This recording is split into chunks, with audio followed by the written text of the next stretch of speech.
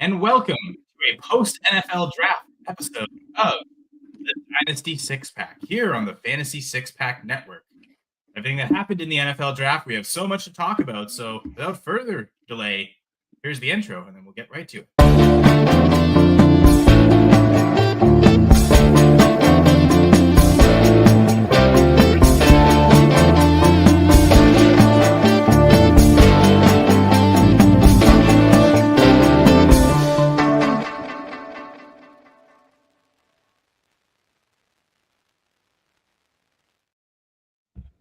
Yes, hello everyone. Welcome to the Dynasty Six Pack here on the Fantasy Six Pack Network of podcasts.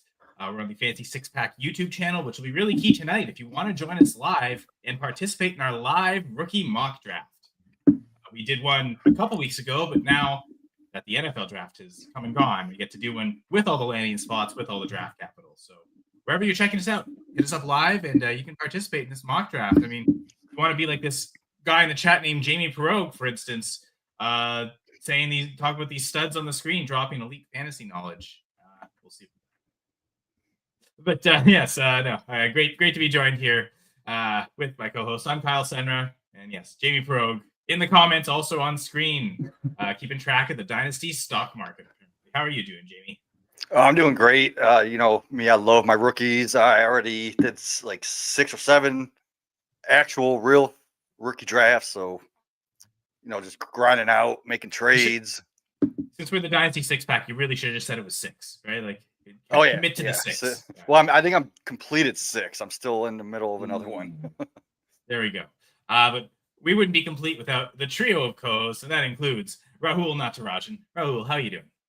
Good, Kyle. Jamie, good to see you as well. At least, I don't know if 6 co-hosts would really make it work. More of a panel at that point, but really excited to be here. It's a new world. The first post NFL draft Dynasty six pack episode. It's time to, first of all, we're doing this with the most information we've had in the last 3 months, 6 months, these players' careers. So I'm really excited to talk about these guys, ranking changes, mock draft. It's gonna be a really good episode, I feel. Yeah, for sure. So let's not change anything. Let's just get right to the topic. So we like doing that because we like to run long. And I mean, really, no matter what happened in the draft, I mean, this is probably the only draft where a 5th round pick was the biggest story that just dominated really all 3 days. We are, of course, talking about Shedeur Sanders. So when it comes to drops in rankings, and so what we're going to do today is we're going to talk about from a dynasty perspective in our rookie dynasty rankings, which we did the previous month, essentially 4 episodes of that. So based on those rankings we had, where you're each ranking individually those players at those 4 positions, where have they changed in rookie rankings? So for instance, Rahul, Shedeur Sanders was your biggest drop at quarterback, where he was your QB2 and then fell to the QB5. So go ahead. What made him fall so far for you? Yeah, I mean, like you kind of prefaced, this was the story of the draft, and really far bigger of a story that it merited being, really based on, I guess, skill. But I still sense, though he is my biggest faller, notable faller, obviously, I still sense that I would probably going to be the highest of Shedeur Sanders, certainly in this group, amongst like a lot of people who share fantasy discourse online. And yes, obviously you have to fall from what I had as QB2, and really pre-draft, I'm shocked to see him fall out of the top 40 picks, right? And this is someone who even a year ago was talked about as like a top 5 prospect. Certainly it felt like Shedeur and Dion, they felt like a top 5 lock. But even at QB5, and if one of you guys knows where he actually was drafted in the NFL draft, QB 6, 7, I'm not too sure, but I just think that Shedeur Sanders landing on the Browns, even the fact that they passed on him so many times, that is such a wide open depth chart, right? That he truly does have the chance to, make some starts. And just the fact too, like the media circus around him, I do feel confident he'll get in there. The NFL in the end gave him a 5th round grade, when really, what is his talent? Like 2nd round, 3rd round? We probably wouldn't bother with 5th round quarterbacks, but I just feel he has a chance to start. And that's why I do say, though he fell, the fell like the most for me in the position. I might still be the highest on him at QB5, and I probably would take some shots on him, in the right format. By the way, he was the 6th quarterback taken. Okay, so not too far Not- off that, but yeah. point stand. And I mean, you're not going to be raising him ahead of someone who went in the 1st round, for instance, right? When it comes to but not like Tyler Sough has jumped in, Jalen Milrow have jumped in. Tyler Sough is almost similarly to Shedeur has way wider of an opportunity to go in and start. Like, is he going to be good? Probably not, especially for fantasy football. But Shedeur, Shough, Milrow have moved ahead, and Shedeur does come next. Yeah, and for myself, he was also one of my biggest movers at quarterback. There were 2 quarterbacks that shifted 5 spots each in the rookie rankings, and Shedeur goes from QB2, which I had with Rahul, down to QB7. And I think Rahul, a reason we had him at QB2 was we thought he was pretty safe to be a 1st-round pick, whereas guys like Dart and Milrow weren't expected to. Turned out to be the case with Milrow, not so much with Dart. And I'm looking at the AI score prospects. The only reason I had Shedeur 2 is because I thought he was locked in for the 1st round. And then as the process went on, we were getting signs that he might not have been such a locked-in top 10 pick, and we clearly should have listened to those more. So I guess I got to say, I won't speak for Rahul, but I got to say I messed up because I'm looking at my prospect score, and Dart and Milrow are score better. And with the risk of, it seemed like towards the end, the talk was that Shedeur could be like Dart, could be like Milrow. Maybe a 1st-rounder, but maybe a 2nd-rounder. It really felt like he fell into that category. I really should have ranked him appropriately. So he shouldn't have been my biggest follower because now, in hindsight, probably shouldn't have had him higher than QB4. But it was a mistake. If only someone told us not to. Oh, wait. That person exists. So, Jamie, I don't know if he might have even raised in your rankings because, I don't know, maybe not. No, like I did have him up there at like the 3rd or 4th, but I wasn't even interested in him. Even if he did get 1st-round draft capital, just wasn't a big fan. Now that he went in the 4th round, that dropped him. And then he goes with the Browns, that drops him even further. So he is completely off my board. I'd rather let someone else take him. I'll go after Will Howard like the next round or even 2 rounds. Sometimes Will Howard goes into the 4th round of drafts. I still see Sanders going in the 2nd in some. And it's just like, I don't want anything to do with Sanders, especially now that the NFL has told us what they actually think about him. I mean, I'm looking at my rankings right now. Again, he fell from 2 to 7. So Will Howard is someone that went ahead of him, has a better prospect score. And on the Steelers, even though they both got 5th round, or I guess Howard actually was a 6th rounder, but they both got that day 3 capital. At that point, they weren't a 1st rounder. They weren't even anywhere close to 1st round. Higher prospect score on Howard and maybe a better situation to potentially start with Howard, a clearer path, right? I mean, to your point, Rahul, it is a wide open room. Like any of the 5 guys that are there could start any number of games this year. Like we have no idea. Right now in the Steelers, it's Will Howard and Mason Rudolph. So it's a clearer. So I get with you with the Howard over Sanders talk.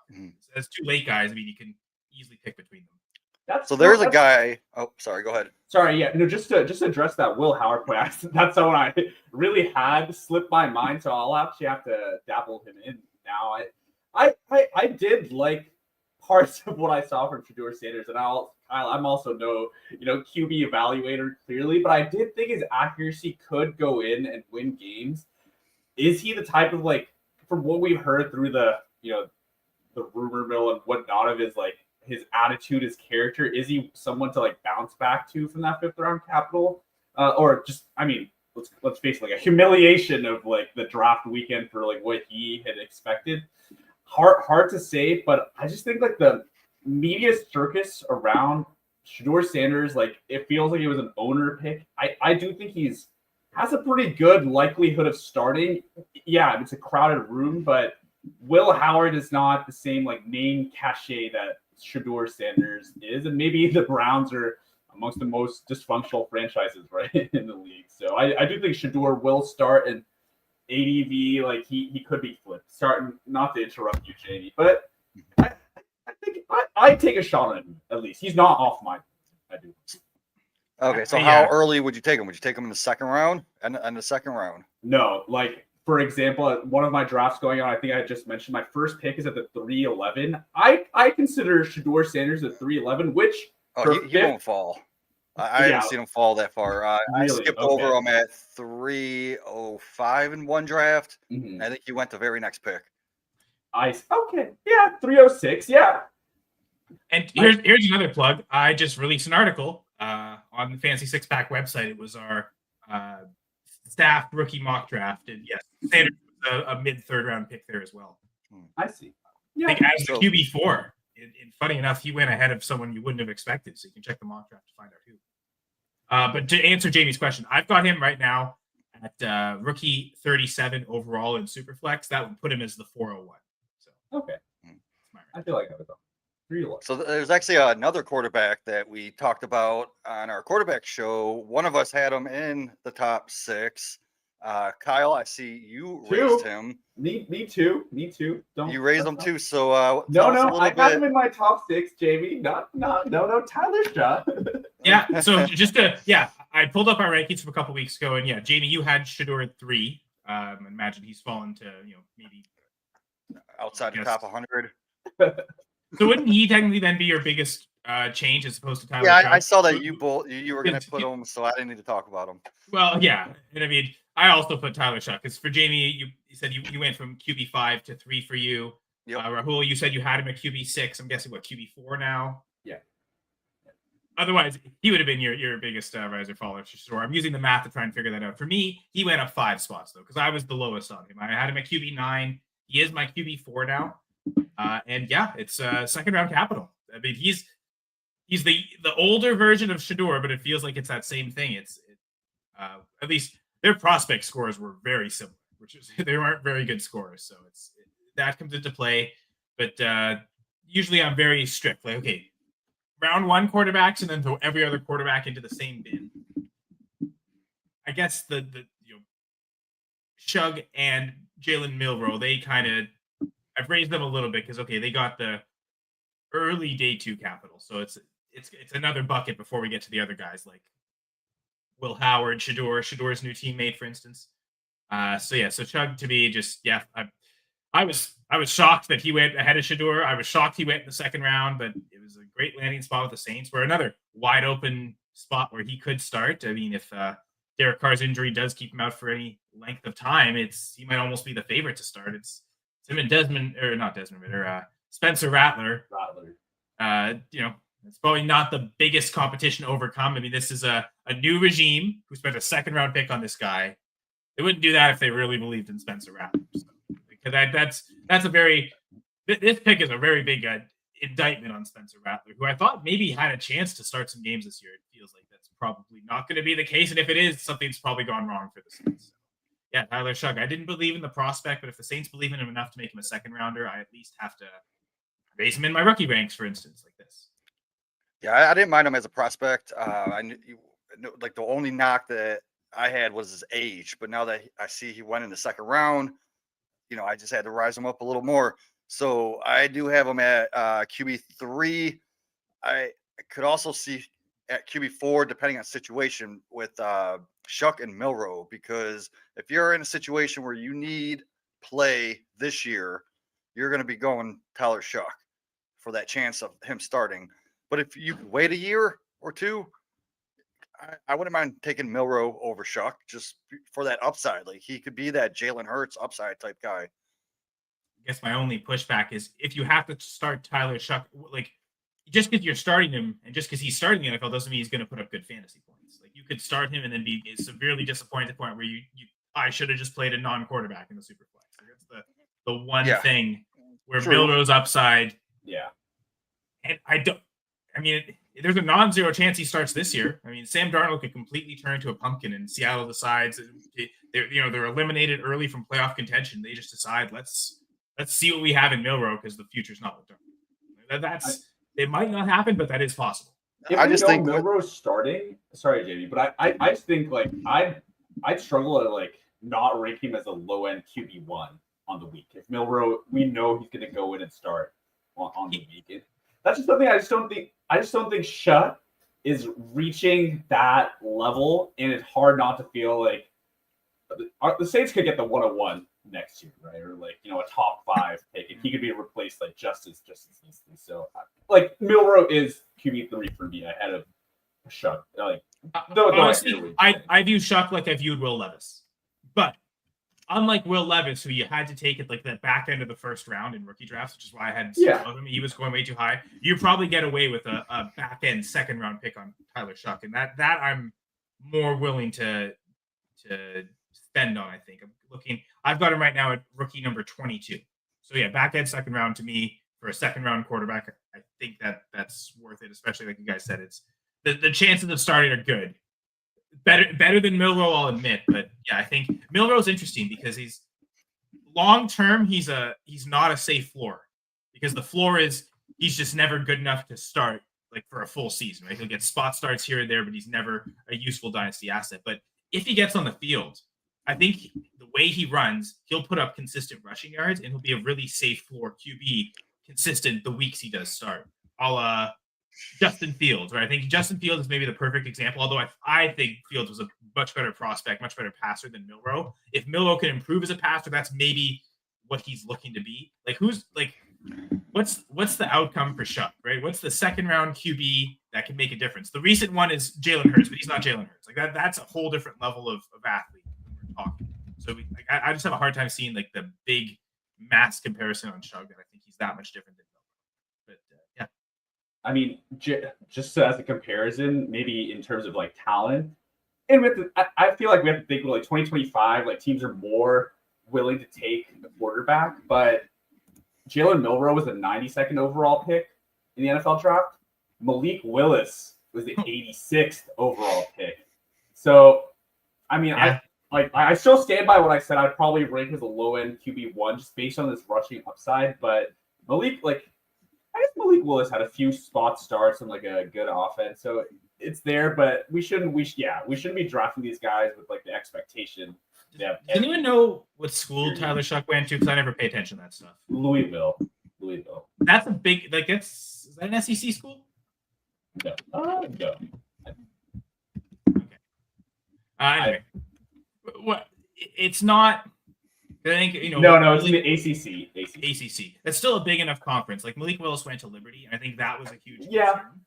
And I think Shough, he's bigger conference, but also so many years in college. It seems like, and as a Packers fan, I've seen this because Willis talked about it so much. He wasn't necessarily prepared when it was his time to start in Tennessee. He still needed more time. We saw him in Green Bay last year. Once he's had that time, and he had probably a better structure around him in Green Bay, he actually played pretty well. So at least with Shough, the bonus is because he spent so much time in college, if he's forced into action this year, he's probably ready for it. Whether he'll thrive or not is like that's the question to remain. Is he going to be a great fantasy asset? But he'll at least be competent enough to complete passes. Because the problem with Willis is the team also didn't trust him. He barely threw in those games, right? So if Shough starts, the team's probably going to have confidence. Just let him go out there and the full game plan's open. We'll have him pass enough he's going to make the difference. And it's up to him to whether he sinks or swims, but he probably won't completely drown. I guess. I bet that more for Milroe comp than Shough comp, but yeah, I do. Okay, but let's speaking of running quarterbacks, let's actually go to running backs. That maybe was the best transition to run those two together. But here we're going to talk about RJ Harvey. So for both Rahul and Jamie, their biggest risers at the running, or biggest changes really at the running back position. Because as we showed with Shedeur, we're not just talking about risers, we are talking about just players with the most movement. So RJ Harvey, Jamie, 3-spot difference for you from RB7 to RB4. Rahul, the RJ Harvey hater no more. 6 spots from RB11 to RB5. So go ahead. You made this massive change. What sparked this? I mean, I think we know what sparked it, but I mean, and the lucky thing about not ranking him my top 10 is I don't really need to say where I might have ranked him initially. I can just put him as RB11 or 10 plus, But I mean, really, guys, it seems like every passing day that I talk to you after the draft, RJ Harvey crept higher and higher up my rankings. Like the hype is like really at an all-time high. And I think one of the stats that at the end of everything that we're probably going to talk about, but like one of the stats that made me most excited is that Javonte Williams had the 5th most catches at the running back position last year with 70 catches. This, I mean, really the ceiling, it could be so high with RJ Harvey. And I think big part of my hesitation is that at age 24, is he going to get the NFL draft capital that, historical data suggests that he's going to be a success? Like it was a stretch for me. Now he's got it. The commentary on him has been so positive. The situation he's walking through is great.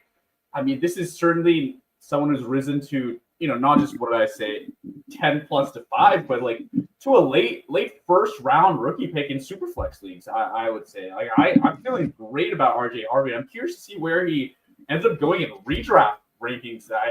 He could end up like a borderline top 24 RB in ADP.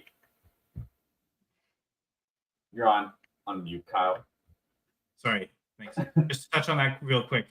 I don't have the target share stuff for this year, at least for the running back position. But 29.8% target share, Peyton's first year with the Broncos. So that's kind of what we expect. And then I look at his last. So I look at Alvin Kamara's rookie contract with the Saints. It went 33.4% target share for the running backs, 27.7, 26.5, 26.2. So you got this running back that you believe in as a pass catcher. Peyton had showed no qualms about letting him have a bunch of receptions. And as Rahul just pointed out, even when he doesn't have that running back, whoever's out there will still catch a lot of passes. So it's a great situation for that.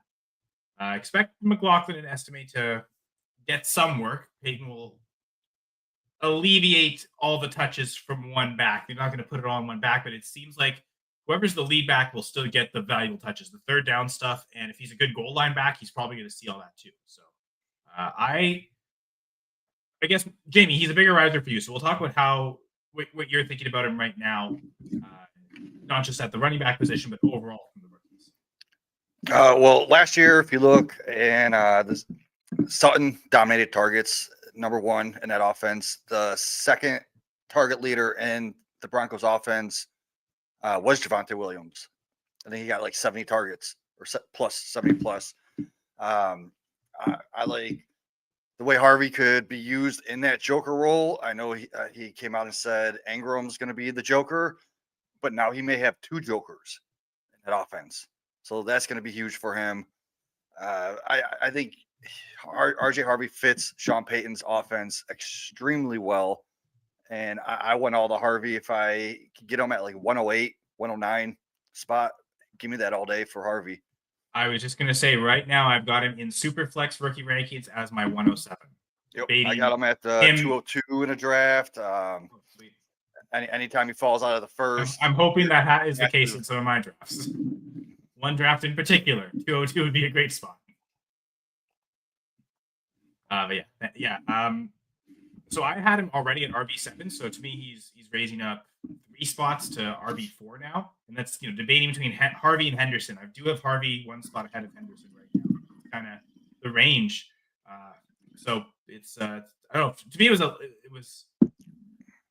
was weird to do, but I think we're all on that. Even a mid first round pick at this point. So to me, Henderson's well above Harvey. To me, it's a debate between Caleb Johnson and Harvey, and even Judkins. Yeah. You could throw Judkins in there too.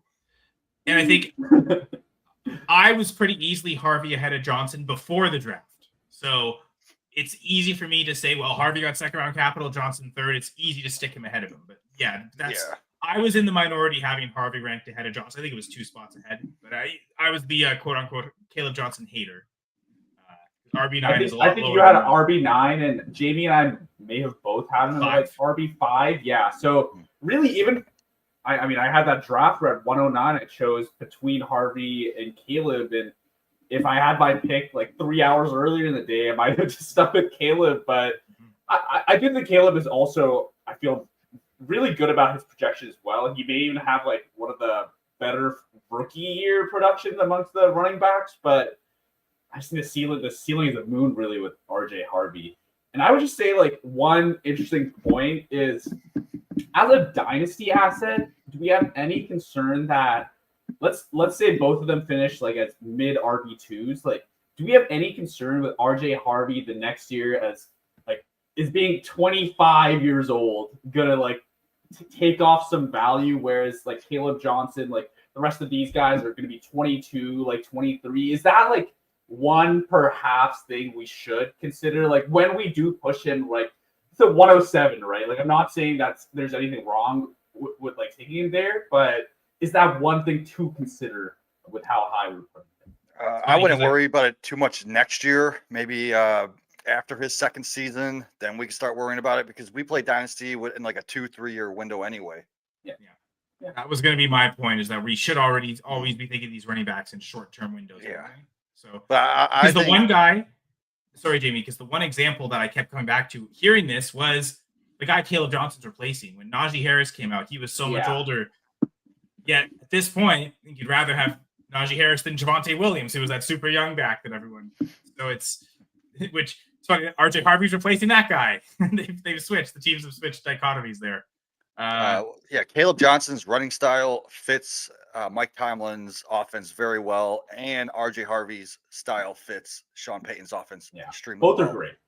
Yeah, for sure. I think 6 first-round running backs is now to the question in a lot of rookie drafts, even in Superflex. So watch out for that. I didn't want to do this, but here we are. I can cry now. My biggest change at running back is Devin Neal. RB3 before the draft dropped to RB. Hey, look, I'm wearing the right shirt for it. RB9 on episode 9. That is not a coincidence with the shirt, by the way. I like numbers. I did not like seeing the number because the landing spot I think is pretty good. Yeah. You know, how long is Kamara going to be there? That could be wide open. But 6th round, man. Yeah, that's 6th round for Devin Neal. I can never catch a break with these guys. The my guy running backs are destined to be 5th, 6th rounders or undrafted. Not to mean to cut you off, but to be fair, there was a guy named Pacheco that got 7th round draft capital, and look where he was valued. So I even at RB9 is still higher than some other running backs that were taken in rounds before Devin Neal. So I'm not. It would still have to make a big change, certainly within my top 10. But born out for the Devin Neal truthers like me. I think I drafted. Luckily I didn't take him in that one draft I was in pre-draft because he would have been like a borderline first round pick for me, and now it's. Yeah, I've seen him go 1st round, and then he fell to the 3rd in some of the Shark leagues. He went in the like mid to late 2nd. Now I'm grabbing him in the 4th. I got him at 401 today. Great value. Yeah, no, for sure. I don't want to talk about Devin Neal anymore. Well, if you're going to say Rahul, go ahead. Sorry, Jamie. Well, I think Devin Neal will fit very well on the Saints. Given an opportunity, he could be what we wanted Kendre Miller to be. Who I was also really high on, but I like Devin Neal even more than Kendre Miller. I think that's why I think my optimism that even though Miller was a 3rd rounder, he was a 3rd rounder that almost seemed to bust for them. Like they're probably like this new coaching staff too. Like there's nothing really invested in either. So whoever ends up being the better one right now that's all it's going to be. So he could end up being the backup running back, which is a valuable role to have, especially if you're getting into the 4th round. Yeah, I mean, I'll always have a soft spot for Kendre Miller, who I like the prospect. He was also my first ever article on going for 2. He launched my fantasy career, and here we are a couple of years later. So I'll always have a soft spot for him. And yeah, I mean, landing spot wise, and at the end of the day, like. Yeah, we want the capital, but when you're taking dart throws this late, like landing spot, chance at opportunity and volume of the running back position is really all. So yeah, I'd still take shots. All right, we'll pass over the rest of the running backs. Catch on with the wide receivers. And here we're going to talk about Luther Burden. So starting off, Rahul, what are your biggest changes at wide receiver? He went from wide receiver 3 down to wide receiver 7. 4-spot drop. Even more extreme for Jamie, from wide receiver 3 down to wide receiver 9. Jamie, this is a little too far, I think. That means if he's wide receiver 9, that means you're dropping the 2nd round receiver Luther Burden below someone who went in the 3rd round. So I guess that's my first question of seeing wide receiver 9. Like, why this low? I know crowded room, but to go ahead of a 3rd rounder, especially with none of the 3rd rounders were that outstanding. So I'm curious, who is that 3rd rounder that's ahead of him? Well, overall, I think I have him 20th overall in my dynasty ranks. But I put Jack Besh over him. He's I a like the second rounder. That's situation. I have Jayden Higgins over him.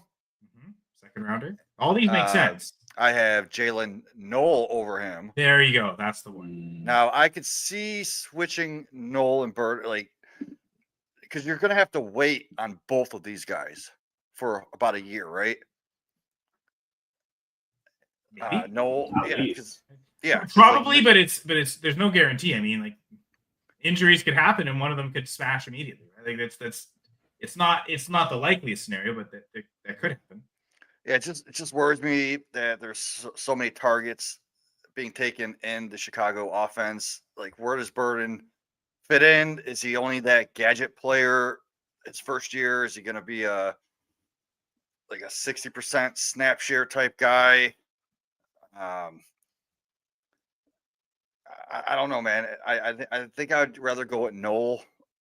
Nolan Burden would be a very difficult decision, but I don't have to make that decision because people are taking Burden super early in like the beginning of the second round. I've seen him go late first. I will spoil this in our staff mock draft. He was a first round pick. Now, read the article on fantasy6pack.com and you'll see exactly where he went in the first round. It might shock you, though. I think it might be worth taking a look at that. But yeah, he's fallen for me too. I mean, he was my wide receiver 2 before the draft, and he's definitely taken a bit of a tumble. Not enough to be my biggest changer, though. But I mean, like in the mid-second, late second, I'll look at him, but he's never there, so I don't have to.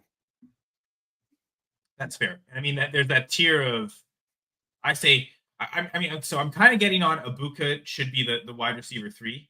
The more I've thought about it, I think the initial shock of, Tampa, bad landing spot, but ultimately he was a top 20 pick. Who knows how long Mike Evans and Godwin are there? So I think to the same argument, it's a crowded room for Burden right now, but will it be crowded that long? Like even as early as next year, that might not be that crowded of a room, or he might easily be a top 3 guy on that team. So yeah, I still love Ibuka. So him and Golden to me is like that Milroe Shough situation, to where if you need someone now, go with Golden. If you could wait a year, I would much rather have Ibuka. Oh, you mean Ibuka Golden? I thought you were going to say Burden Golden, because I think it's perfect, Jamie, because you have the round difference. Just like I have Milroe ahead of Shough, even though Milroe was a third rounder, Shough's a second rounder.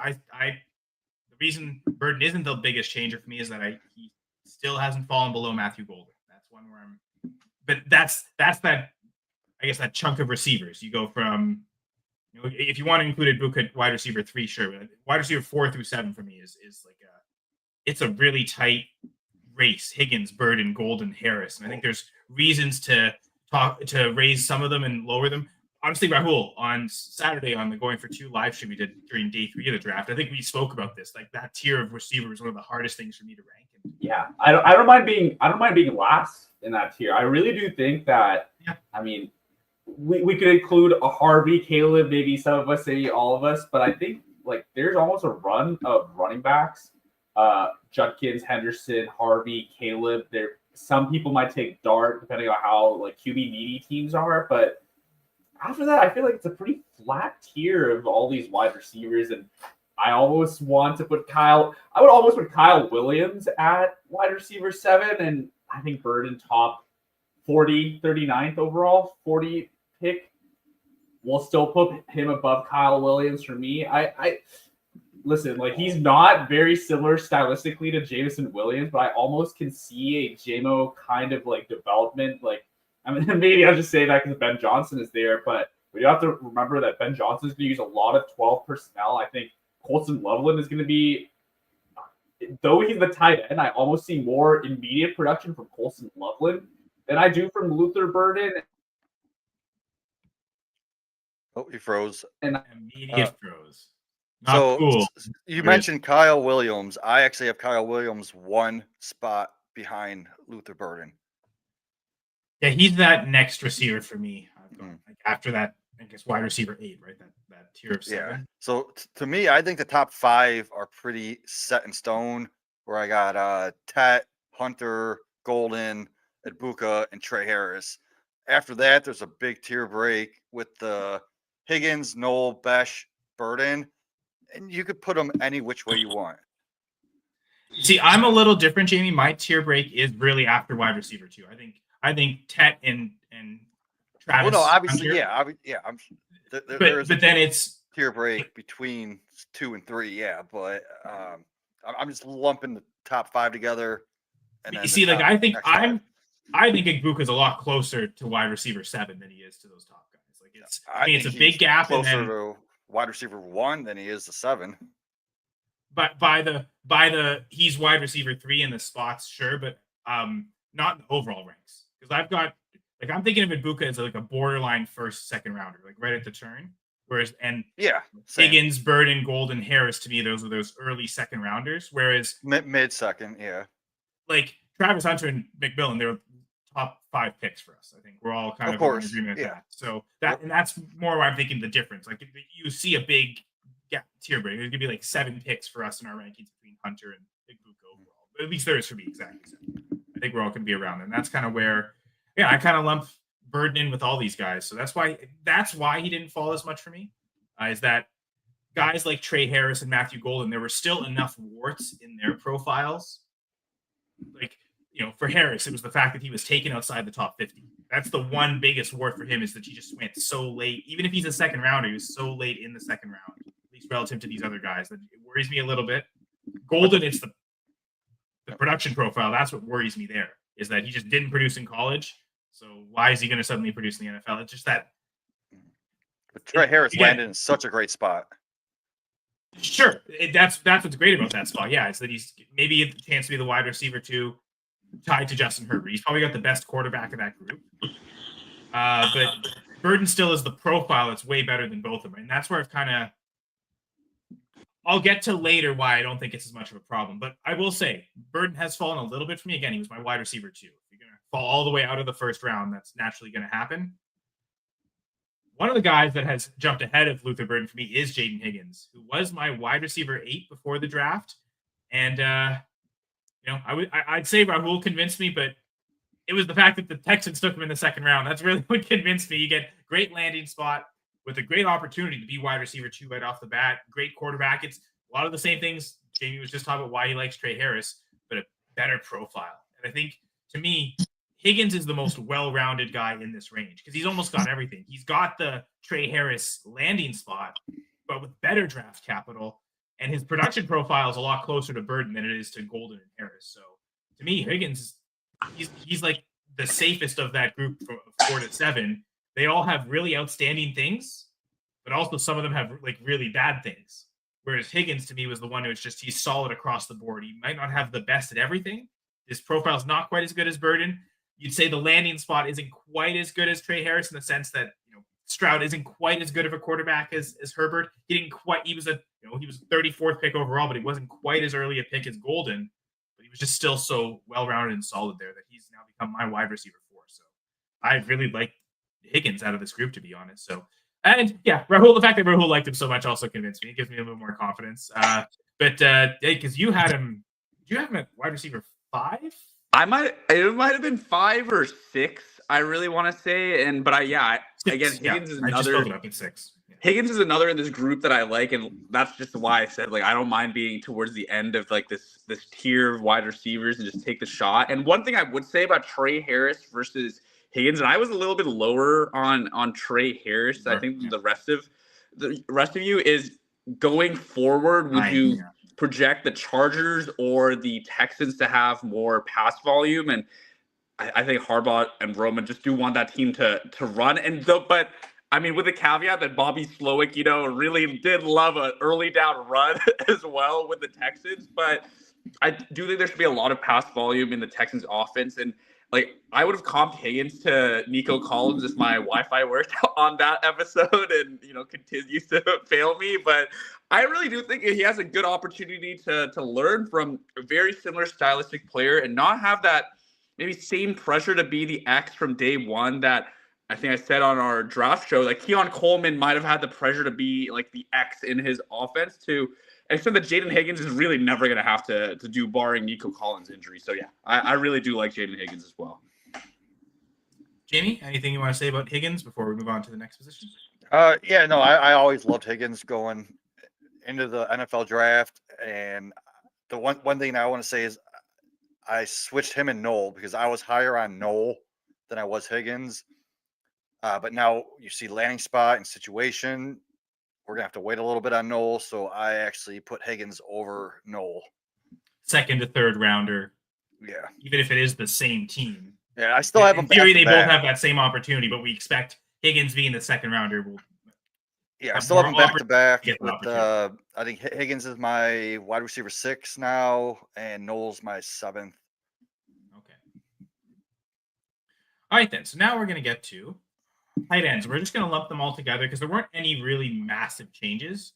The real question, what do you do at tight end 1? All of us had Warren at 1, Loveland at 2. And Rahul, you've swapped them. Loveland is now your tight end 1. I have swapped them. What a move, right? But I do remember saying and really feeling like it almost was tight end 1A, 1B. Like I had Loveland very close to Warren just because he seemed more of a can fit a lot of offenses than Warren, who might have needed the right coordinator or a scheme that would have given him a lot of touches. And I feel like Warren fell to the team that had 2 quarterbacks that really struggle hitting the short areas of the field very accurately, and the pass volume is not going to be very high. So I think Loveland I've moved ahead, and it's not just like Warren has moved down. I do think Loveland really could become an integral piece of this offense, and like I was saying about Burden before, again, Wi-Fi. There's going to be a lot of 12 personnel. I do think Loveland almost has a better chance than Burden to become that second piece in the offense behind, is it Odunze's and DJ Moore? I mean, it could even be Burden, but I have moved Loveland ahead in my tight end rankings. I think, and to JB's point earlier, right? Like you were worried about like Burden's only going to play in 3 wide receiver sets. He's only going to play like 50, 60% of the offensive snaps. And maybe a reason for that is because the Bears use 2 tight ends a lot. That Kmet doesn't stop Loveland from getting on the field. In fact, Loveland and Kmet stop Burden from getting on the field. And I guess to Jamie's point, that's why he's lowered Burden so much. Now, to finish the point I started with Luther Burden, and this is where I think it really could come into play, is I don't know that the Bears being so crowded is going to stay for that long. And so for instance, like again, Cole Kmet's there. You've got another great tight end. That kind of sucks for Loveland. But Cole Kmet's, entering, he's got 2 years left on his contract, but they could very easily get out of him next year. There's so little. I think there's only like a $1 million in dead cap on which is still not that expensive a contract, $6-7 million. So could it just be incentivized to keep Kmet anyway? But I also don't think that Kmet is going to be the thing that stops Loveland as a first rounder, top 10 pick from. If he's that good and talented, it won't matter who else is on the team that's going to get on the field. But also, DJ Moore and his seeming displeasure with them moving on from Justin Fields is his chance to move out. Does he move on? Suddenly, like next year, are we looking at a team with only Odunze, Loveland, and Burden as like the 3 weapons, which looks a lot less crowded and condenses a lot towards them. So between Loveland and Warren, there's something we don't like about. Love that they're both top 15 picks. Love the draft capital. The landing spots. So there's something wrong with each landing spot, and for Loveland, it's how crowded it is. Rahul pointed out, though, for Warren, it's the quarterbacks, and I really do think the ranking of the 2 of them it does for me come down to what can I live with more.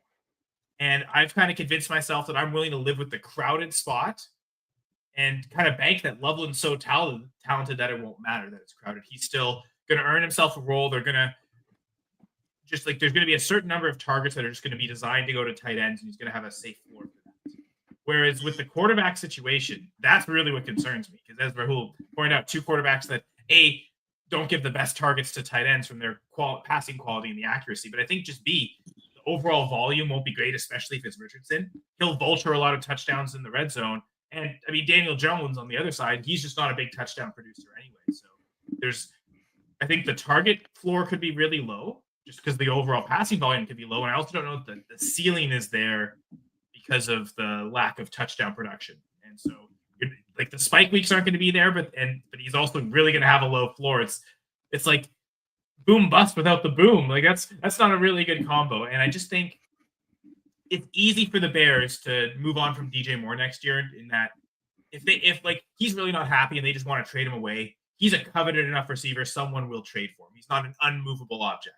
And they could easily cut Kmet. So I think it's a lot easier for that room to become uncrowded. I mean, the Colts, since Andrew Luck's retired, they've been searching for a quarterback and they still haven't found one. So there's no guarantee that it's probably going to get better, even marginally better, which would be good, but there's no guarantee it gets exceptionally better and that it ever becomes a great situation. So I think it's easier to deal with the crowded room than it is to deal with the QB room. And that's my whole thing on why Loveland to me is ahead of Warren. But Jamie, as much as you've hated the Colts spot from the get-go, I guess the Bears crowded room is enough that you haven't changed your rankings. Yeah, Warren, to me, he is the best pass catcher on the Colts right now. I know there's a quarterback situation where, first rounders. None of the other guys are first rounders. That's fair. Not the most accurate, right? But he's going to demand targets. He can go deep. So if there's a chance that Richardson, he's working with Josh Allen to work on his accuracy, if he just slightly betters it from 50% to 65%, he gets 10, 12 targets a game, catches 9 of them. I mean, Warren's a beast. So I still have him in my top 5 overall dynasty tight ends. I got him at 4.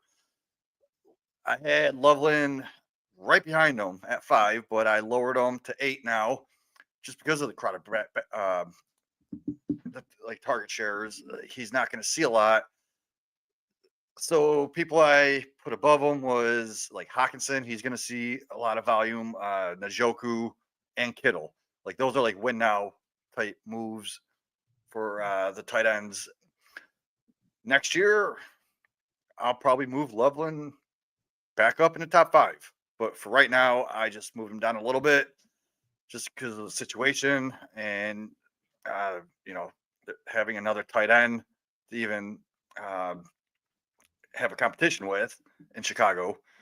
So we'll see. I didn't lower him too much. He's still 8 for me. And next year, I could still see him being a top 5 guy. I think both might end up being good values in rookie drafts in the sense that, I know the last 2 years have spoiled us with Laporta and Bowers, but we're not usually drafting tight ends for year 1 production. And you've got 2 guys that were top 15 NFL picks. Like that usually means some signal pretty good. To me, Kyle Pitts aside, I do think if they fall out of the first round of your rookie drafts, that's probably a really good investment to grab, even if you're not getting much year 1, thinking that what you want is year 2 through the rest of their career. That's when they'll smash. Like that's in all my rookie drafts, they usually go like within a pick or 2 apart. I've seen Warren go first. I've seen Loveland go first. There's only like 1 or 2 out of the 7 that I did that one of them fell out of the first round and they went like 201 or 202. So they're very, very close. And I wouldn't fault anyone from taking either of them. Late first, early second is where they'll end up. The one other tight end to me that was the biggest change inside the top 6 was Harold Fannin, tight end 4 for me before the draft, tight end 6 now. He was the 6th tight end taken, and seeing the decent enough, the other guys that passed to Mason Taylor and Elijah Arroyo. They got 2nd round capital. Fannin got 3rd, and they ended up in decent enough landing spots that was enough. Also, I didn't check this pre-draft, but after the NFL draft, because I had to fill up some RAS scores for some players I didn't have. And I noticed that Mason Taylor finally had a RAS score too. So that would be one where if I had looked that up before the draft, because I had looked it up after when the combine happened, but they didn't have one. But I guess after his pro day, they updated it. It was an 8.9. So that would have naturally put him ahead of Fannin anyway. So I probably shouldn't have had Fannin at tight end 4, but I guess I forgot to look at the RAS. I forgot to look at the RAS updates after the pro. I do want to. I'm glad you said that, Kyle, on Mason Taylor, who I had a tight end 3 and has ended up a tight end 3, but it really comes to mind because you said that thing. I'm not really a long time fantasy football player, but you said that thing about tight ends and Jets, and he landed on the Jets, and that's almost like yes, the Jets, but still like kind of a wide open target like behind Garrett Wilson is just who is going to catch the ball, and Justin Fields has had some chemistry with Cole Kmet over the years, right? So I still would keep an eye out on Mason Taylor. He might not even have the name cachet of like Terrence Ferguson, for example. You guys had much higher than I did, and he went to the Rams, and that sounds a lot more sexy than Mason Taylor to the Jets. But I really did like the prospect of Mason Taylor, and he's remaining a tight end 3, but my interest is still piqued by him, I would say. So in one of my drafts, I was at the 210, and it's a 0.75 ton in premium. I was surprised Mason Taylor fell that far. I grabbed him at the 210. Then only two other tight ends went off the board in the very next round, and then I traded for the 401 and got I took Harold Fannin. Now, so neither of you, I just want to ask, so no one's raised Terrence Ferguson to tight end 3 with the great landing spot on the Rams, his 9.32 RAS? Taylor, Taylor, Ferguson, Arroyo, they're all in a mix where you could put them any order, and I'll agree with you. From what I mean, in our staff mock draft, Ferguson was the 3rd, and I mean, to be fair, I'm the one who took him. But of those 3, he was the 3rd one to go. Not 3rd tight end, 5th tight end, actually. But like of that through Taylor, Arroyo, Ferguson. So I still think he's going to be the best value. I mean, he was my tight end 3 pre-draft. I've stuck it there. I'm surprised no one else has put him there. Just, again, great landing spot in the Rams. I would argue better landing spots than what Taylor and Arroyo got. And he was drafted before Arroyo as well. So both second rounders. But yeah, just got to shout out to Terrence Ferguson. No change. But again, there weren't much changes at tight end. So if you miss out on Warren and Loveland in the first round of rookie drafts, go and grab a Taylor, a Ferguson in like the late second, early third. There's some crazy comments about Elijah Arroyo. The Seattle staff, I think the GM was saying like some of the coaching staff was watching Arroyo's tape and it's like, this guy could just be like a big X receiver, which is, I mean, like something you don't really just hear that often. But like this is a tight end that was winning downfield like with Cam Ward, right? He was like so good at like those seam shots, and I mean, not reading too much into that, but I think the point that Jamie, if you were trying to make, is just don't panic and wait for some of these values at tight end. Like I completely agree with that. There is going to be someone you can take with close to your last pick in any draft, I think. Yep. And I don't even mind Gaskin. You're getting him undrafted. He's not going in any league. You can pick him up off waivers. That's a sexy landing spot where I think it's sneaky that people aren't paying attention to. Here's one last name. I just put a $0 fab bid in and I got Thomas Fedone, 7th round tight end to the Giants, New York Giants, 949 RAS. He's my tight end 8 now. In spite of that late capital, it's also a landing spot that's a pretty wide open tight end room now. If Theo Johnson hadn't torn his ACL last year, I'd think differently. Shout out to the Canadian, but he's coming off a torn ACL. So I don't know what Theo Johnson's going to do this year. Like Daniel Bellinger is all that's in his way. For a guy that, don't draft him, but if any tight end premium leagues pick off waivers, Thomas Fedone, it'll probably be easy. You don't even have to spend fab. You probably just get him for a $0 bid. And yeah, that'll be the end of the tight end talk. Jamie, we're going to get to a mock draft. I guess also Rahul. But Jamie's the one who's sharing the screen. And I can't be trusted anymore. So, people in the comments, I guess I don't see anyone yet, but if you want to chime in with picks, feel free. I suppose because the 3 of us will start. If someone wants to chime in on the 104 pick, let us know who you'll take at 104, and we'll add you into the mock draft rotation. If not, the 3 of us will just run through it. So here is the mock draft. Should we do for the first pick? Should we do rock, paper, scissors, lizard, Spock? I mean, I'll just pick 3rd and let you guys decide. Well, who had the first pick last time? I can take the first pick. I can take the first. Well, pick. I think it was the. Sorry, that's not what I want to take. First pick's obvious, so this is what I want to take off. All right. I think honestly, I think it was I think the 101 was someone in the chat. I think we gave it to, wasn't that Landon, right? Yeah, Landon. we had the trade of the week. I think Landon, we gave him the first overall pick. Landon's not here to save us, so whoever wants it. Let me take it, and I will pick with the 101. Big surprise to everyone, Ashton Genty. Oh my God! I can't believe he fell this far. Right. That's crazy. He fell to the 101. That's okay. And of course, we are playing with the conventional scoring, negative points per carry. No, I'm just kidding. No, just super flex, PPR, tighter PPR. Actually, Jamie has it on the screen. So yeah, Ashton Genty. all right. There we go. Go ahead, Jamie. I'm gonna go obviously Amari and Hampton. Is that obvious? Explain, Jamie, please.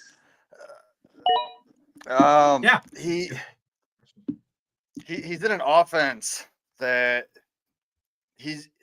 right now he has Najee the split, but going forward, like I like Hampton's situation better than I like Genty's situation. It's just Genty's extremely more talented generational running back, right? I can certainly agree. I'd rather, but with Harbaugh, the Chargers offense and the Raiders offense, like that makes sense. Look at Harbaugh and what he's done with running backs in the past. You're not going to want Hampton to fall out of your fingers right here and then go with another guy. I said it pre-draft, like I was probably alone on this, but like the difference between Genty and Hampton. Oh shoot, hold on. Is there a timer on this? Sounds like a timer. Because you haven't started the draft, which is hilarious. Where's that coming from? Yeah, I don't know. Hold on. And then it just stopped. In the top right corner, there's a sound notification that you can take off. Look at the sound button. Oh, I see it. All right, my bad. That way it won't pop up anymore. Well, because you hadn't started the draft, it shouldn't be going up. But Sleeper is weird, right? Like I was impressed with you, Jamie. I just think it's. I could agree with you in a lot of drafts. I do think it's a pretty flat tier for me from 2 to 5. I'm so happy with. I'd be really happy with anyone at 2 to 5. And yeah, there's some positional differences, but I do think it's all like elite assets, like top first 3 round startup picks you're getting from 2 to 5. Like, yeah, I think without a doubt. Fair assessment. Someone who used to be in the fantasy assessment. And I would say if you're a rebuilding team, you might want to trade down from the 102. Because if you're truly like long-term rebuild, you probably don't want to take the running back. You probably want the quarterback or the wide receiver.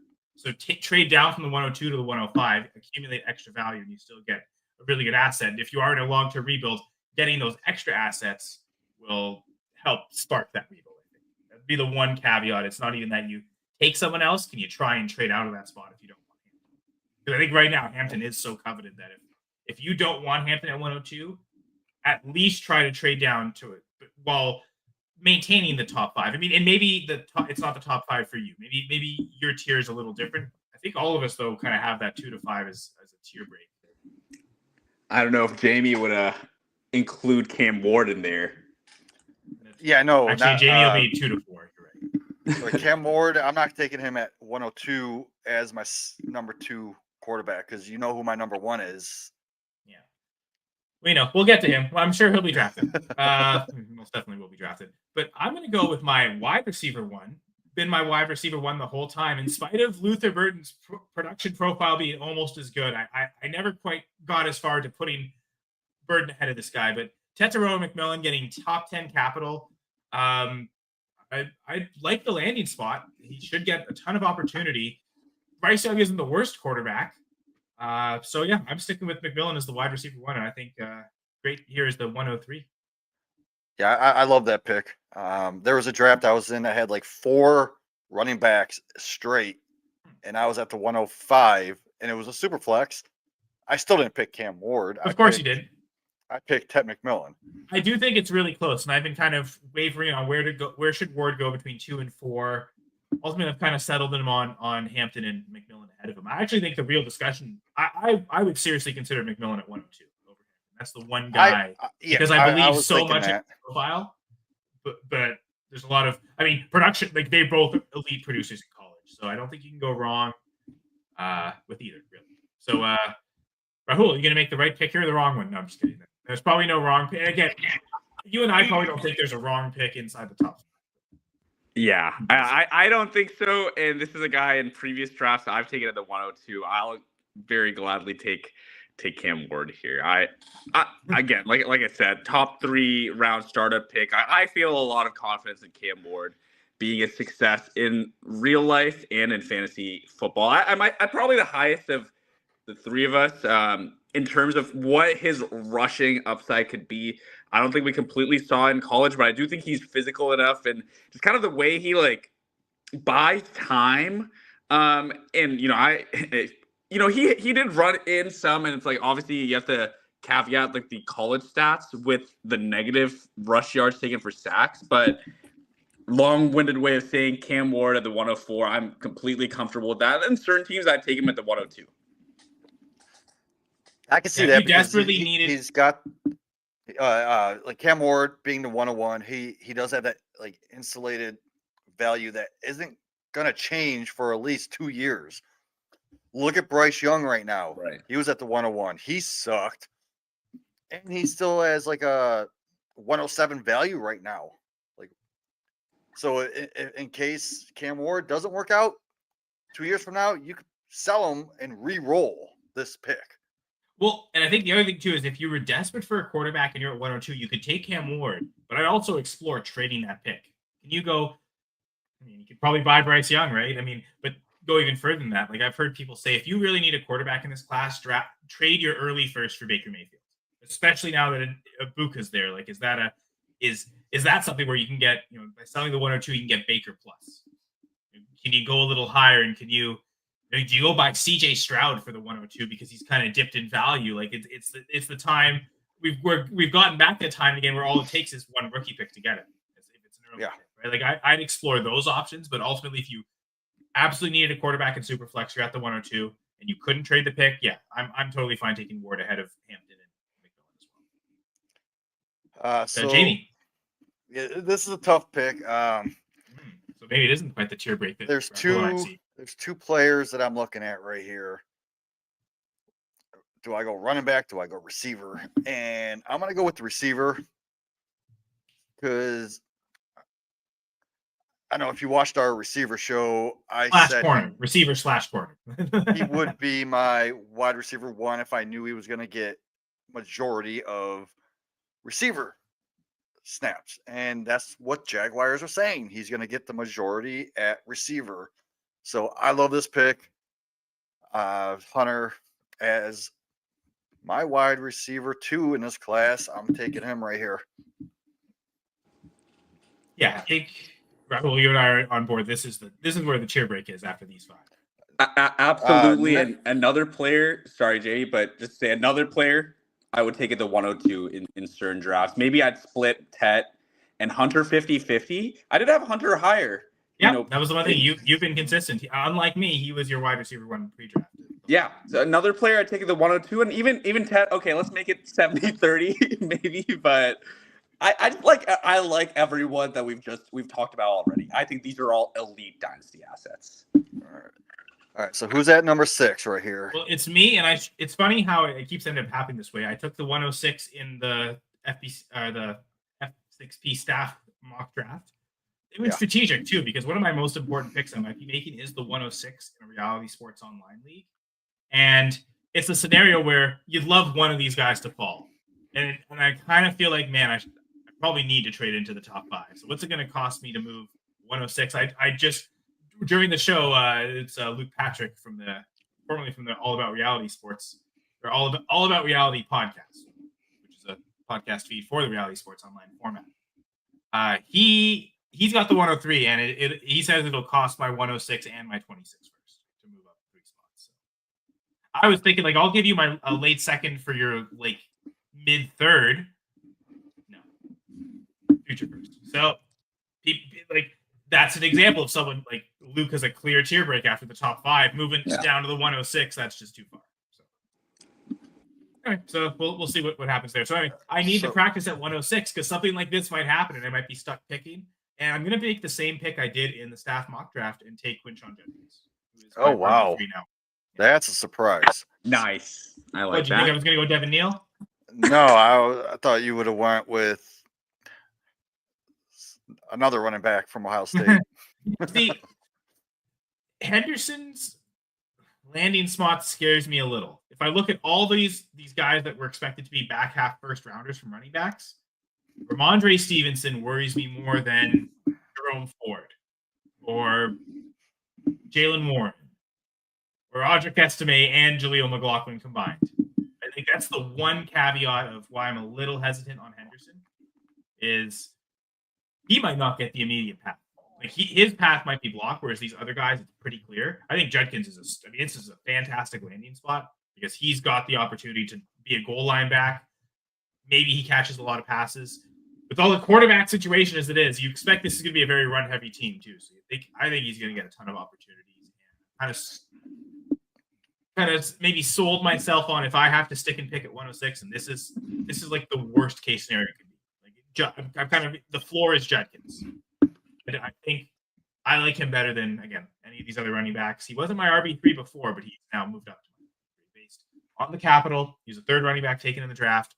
Decent landing spot.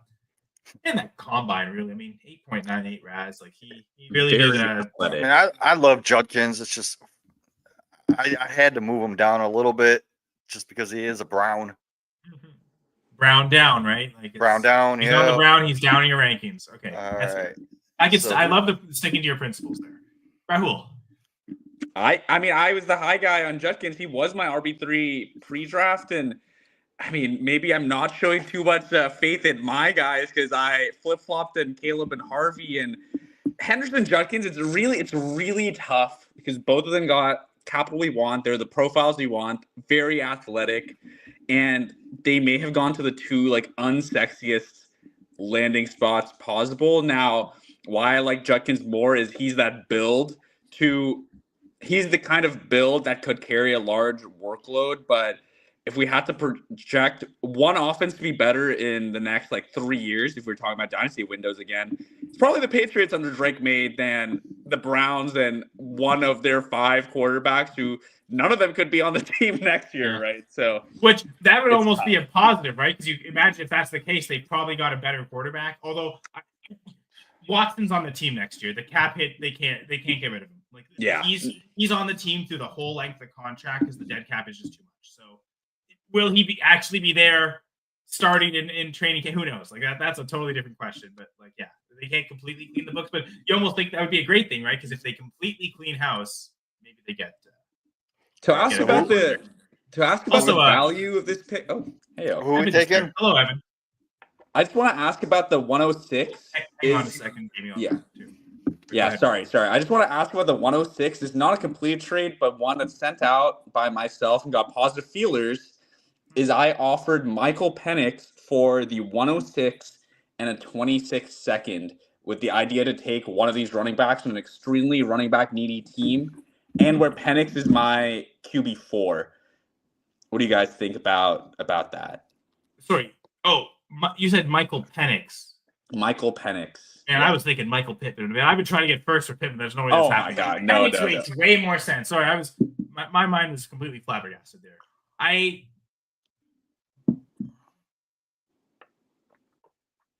almost feel like here's one. Do you rather have Penix than Cam Ward? Yeah. I don't think so.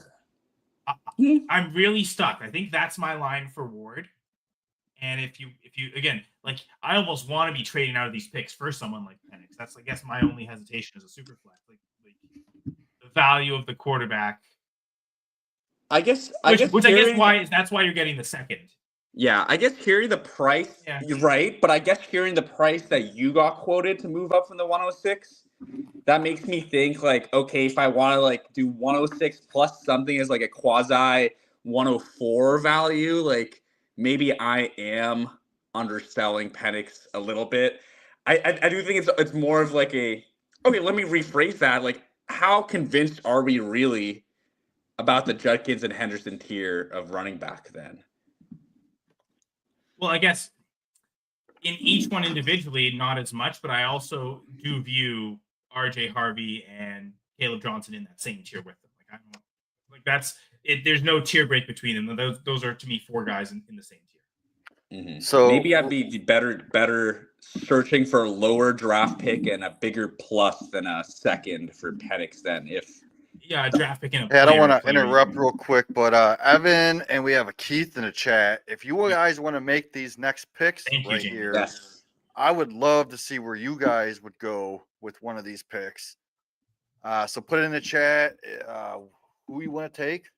But and I would also say put in the chat if you're gonna say a name, say the pick number 2, just to make sure like we're not confused. Yeah. Because you both put players out, right? So 107, just like, 108. One of you wants 107 or 108, or if one of you wants to claim one of the other later half of the first round picks, feel free. We'll wait a minute, but yeah, I mean, Rahul, I think it's an interesting discussion on how the tiers are viewed, right? Because like, do you view it the way I just said, like the 4 running backs together in one tier, or do you really have Judkins and Henderson apart?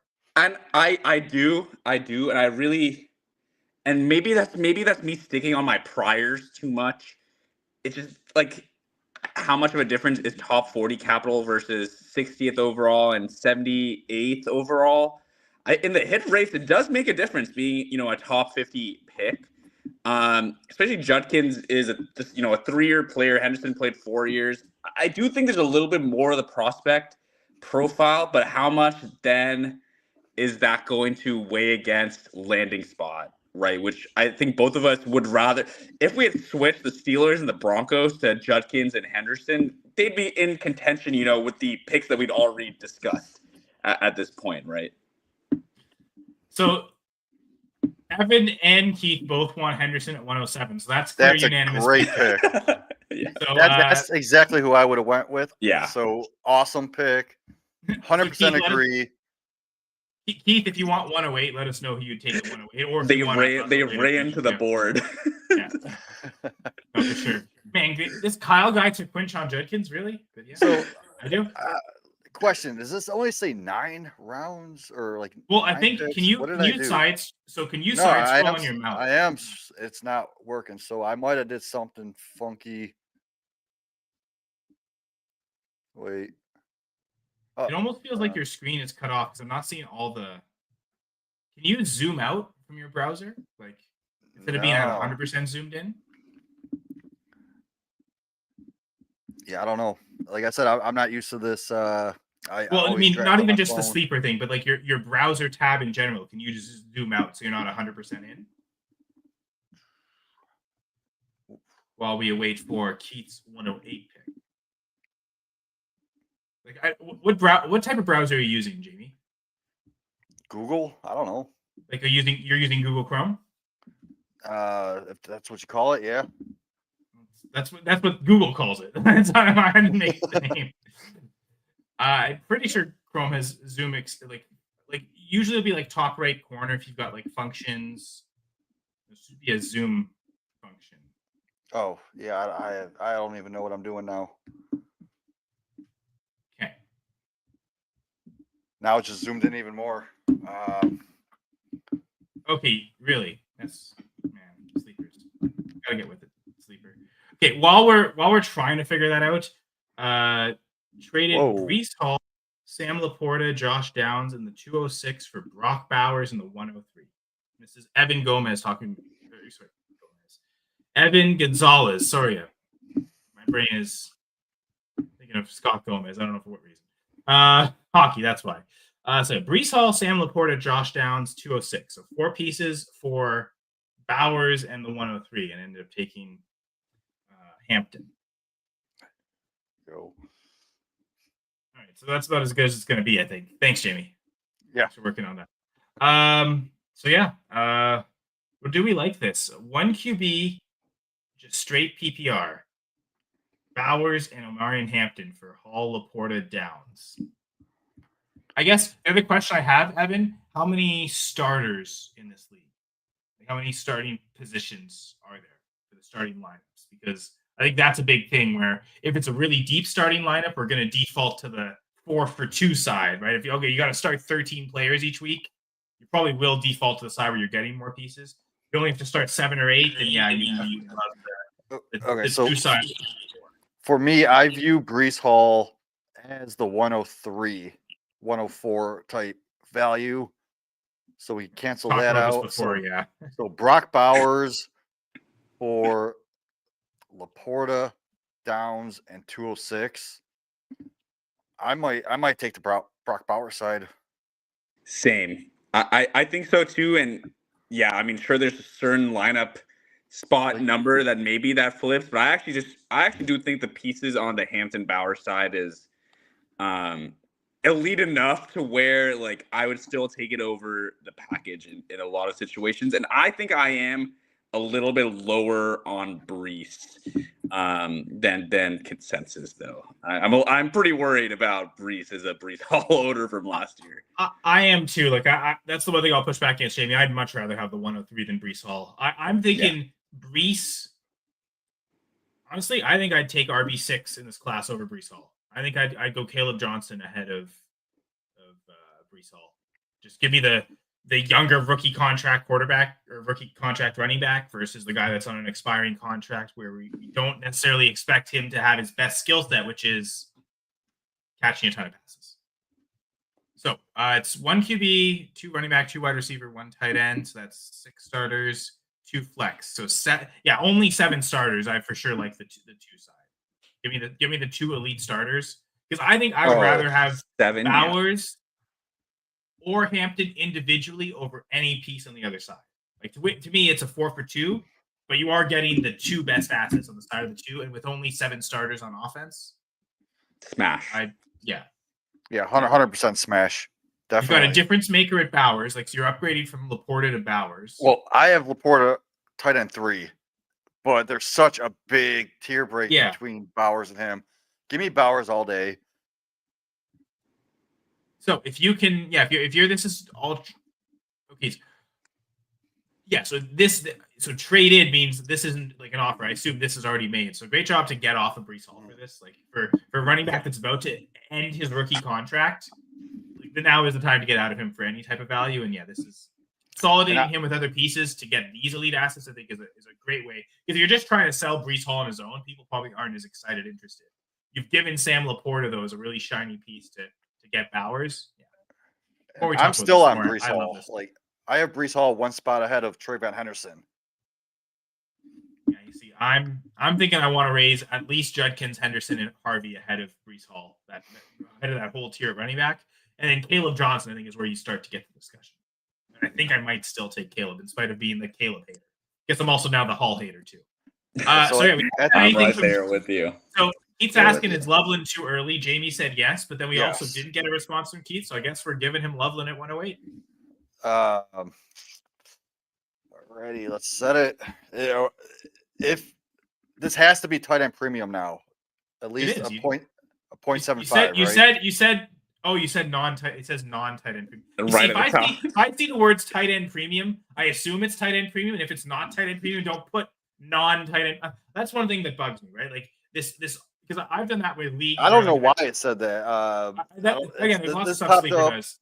Because I think I copied this league from another mock that Steve Hungarter had me do. So that's why it says that. But we'll say it is a 0.75 tight end premium. Loveland is a good pick here. I don't mind it. I guess really the settings will only just affect the auto draft. That's so funny. He changed it. He's going to Nika Igbukwe. As that we were having that discussion, I got a notification that Colson Loveland went at the 109 in one of my drafts that has no tight end premium. It's only half PPR. It's the range. Yeah. So who's 108? Igbukwe? Yeah. Igbukwe. See. So again, we talked about that earlier, Keith. Like I think you guys agree with me, right? That Igbukwe is the wide receiver 3 of the class. You both said you agreed with that, right? Yeah, I look at Igbukwe as the same situation as JSN, but we're getting him at a discount in this draft. We were getting JSN at the 104, 105 range in his rookie draft. Sometimes he'd slip to 6-7, but yeah. Igbukwe, like same situation, but I think he can be that top 12 to 15 overall receiver a year from now. So I had to stand up. I had to stand up for this. I had to stand up for this, and I knocked over a water bottle. But I actually think Matthew Golden is my wide receiver 3, and I completely hear you on the comparison down to like the profile of player. But I think JSN had more to his game with the ball in his hands. I think like JSN is truly a great yak threat, and I think Egbuka is pretty average at that department. Now, what Egbuka is probably going to bring, I think, long term is I think he has a strong likelihood of being on the field in 2 wide receiver sets, just because he's such a great run blocker. He's like a tough player. He's like a team player. He's a leader. But that being said, I think Matthew Golden has the capability to come out and claim wide receiver 1 in that team right off the bat. And I just think like the way that, maybe dynasty managers are shrewd enough, and we see it time and time again, like the second year wide receiver has a bad first year and still retains a lot of that value. But we've seen Odunze, JSN, and the like still take significant value hits to where like the 106 in the JSN year, the 6 to 8 in the Odunze rookie year, where that value would have had, they still had cuts relative to that. And I don't want to like leap headfirst into a bet like that. And for that reason, I'd have Golden just slightly ahead in my opinion. See, so at Buka, he played with so many talented wide receivers like Chris Olave, Garrett Wilson, Marvin Harrison, Jeremiah Smith. Who else? JSN, right? Like JSN, and Abuka holds the Ohio State record for receptions and receiving yards. That's insane. Playing with all those elite receivers, all those years that he played. And I don't even think Abuka played much his first year. So we're only looking at like 3 years. And he holds the school record for receptions, yards. Like, it's insane. That's a good. What's to say that he can't be the best one out of all of them? That's a very good factor about Egbuka's background that actually it somehow slipped in considering he's facing a lot of competition. Well, he's actually has done that for years and years. That's a very good point, Jamie, actually, that I hadn't really taken into account. But I still feel good about Golden, and I think it was just commented Golden at 109. I think that's fair value there. I'm pretty sure I mentioned this. You should tune into this Dynasty Six Pack Dynasty episode every Wednesday. I think I brought that up. Really? On our wide receiver episode. Wow. Yeah. Okay, so we're moving on here. That was the moment his Wi-Fi froze and he didn't hear you say it. That's absolutely right. Thank you, Kyle. That's right. While you're here, Rahul, go ahead and make the 109 pick for us. I could have sworn I just saw in the chat someone made the 109 pick. Well, Evan just made the all the picks. So let's we're gonna rotate, guys. So we'll go Rahul 109, Jamie 110. I'll go 201. So that means Evan, get ready to make the 202, and Keith, get ready to make the 203 pick. And we're just gonna alternate through everyone. I see. So I will go with what I picked in 109 in my actual draft and take RJ Harvey. Oh, you bum. I wanted him so bad. That's a great pick, man. And to just Keith's comment here, has the 105, 106, 109, and 107 and 9 in the draft. Is this 1 QB or Superflex? Superflex, it's great because you get that top 5 pick, but if it's 1 QB, it feels like you just fall out of that top tier. And a lot of those picks will probably end up being a running back. So just let us know if that's Superflex or 1 QB. That might change it just a little bit. I think Harvey should always go in the first round. If he falls out of the second, it's a smash. Move up and do what you can to trade if he falls out of the first round. Yeah, I agree. So right now I'm on the clock, right? Yep. Oh, man. We know. Where am I going with this? So we had a debate in our chat between Harvey and this guy, Caleb Johnson. If one goes, take the other. If you have to decide which one you're going to take, good luck, because I was on the clock. I couldn't do it. I was racking my brain. Who do I take between Harvey and Caleb Johnson? And ultimately, the only reason I went Caleb first was because in the chat, Rahul, you took Harvey over Caleb, right? And I was like, well, I'll diversify and take Caleb just for the diversification of it. Dynasty Six Pack. I don't mind Caleb Johnson. He should always be a first round pick also. And this is, we have 6 running backs in the first round. That's what happened in the staff mock draft as well. I wrote a paragraph about that. This might be something you see common happen. This is what's happened in all of my drafts. So if you want to, like, when pre-draft, this is 10 team like, too, and they're all in the first round, not even 12. Well, in pre-draft, I was like, oh, second round, take your running backs, right? But now they're all going in the first. Those 4 guys got great landing spots, and Judkins, Henderson. I mean, Henderson was often viewed as a first, but certainly Harvey and Johnson have solidified themselves as first rounders. Now this guy would, again, if we're going with a 12-team league, he would be a back-end first rounder, and I think this is a really great spot for him at 201. I'm going to take Jamie's QB1, and I'm going to go Jackson Dart here because super flex quarterback, a first-round pick at quarterback. What are my options to compete against him? I'm thinking you got a first-round tight end in Tyler Warren, who we just talked about the awful QB spots. I really don't like that. I'd much rather, even if he went a little later in the NFL draft, I'd much rather invest in that first-round quarterback. And then the only other first-round player is Matthew Golden, and I've already talked about it. There's several receivers in the second round I'd take ahead of Golden. So to me, this is the perfect range for Dart. I think Dart should be a top 6-7 pick. So, and it's funny, Jamie. I actually thought you were going to take him ahead of Caleb Johnson, and then you started debating the running backs, and I was okay. Because I thought he would fall because he has fell to me at the 201 and 12-team leagues. Sure, but your next pick would have been what, 205? So I don't know that it was going to fall to the 15th overall pick, but yeah. True. Keith's already made his 203 pick, so hopefully Keith Evan doesn't snipe you. Yeah, I think chat's ahead of the game. Right Evan, if you're still here and you want to make the 202, go ahead. And if not, Keith, we'll make your Higgins pick at 202 for you. But yeah, we'll give Evan a minute. But yeah, Rahul, you like the Dart pick? Yeah, and I actually completely resonate with Jamie. I think this is another guy that might just start off that 108 tier for me, which I feel like comes after Judkins and Henderson, and really like I don't want to be the first one picking at 108.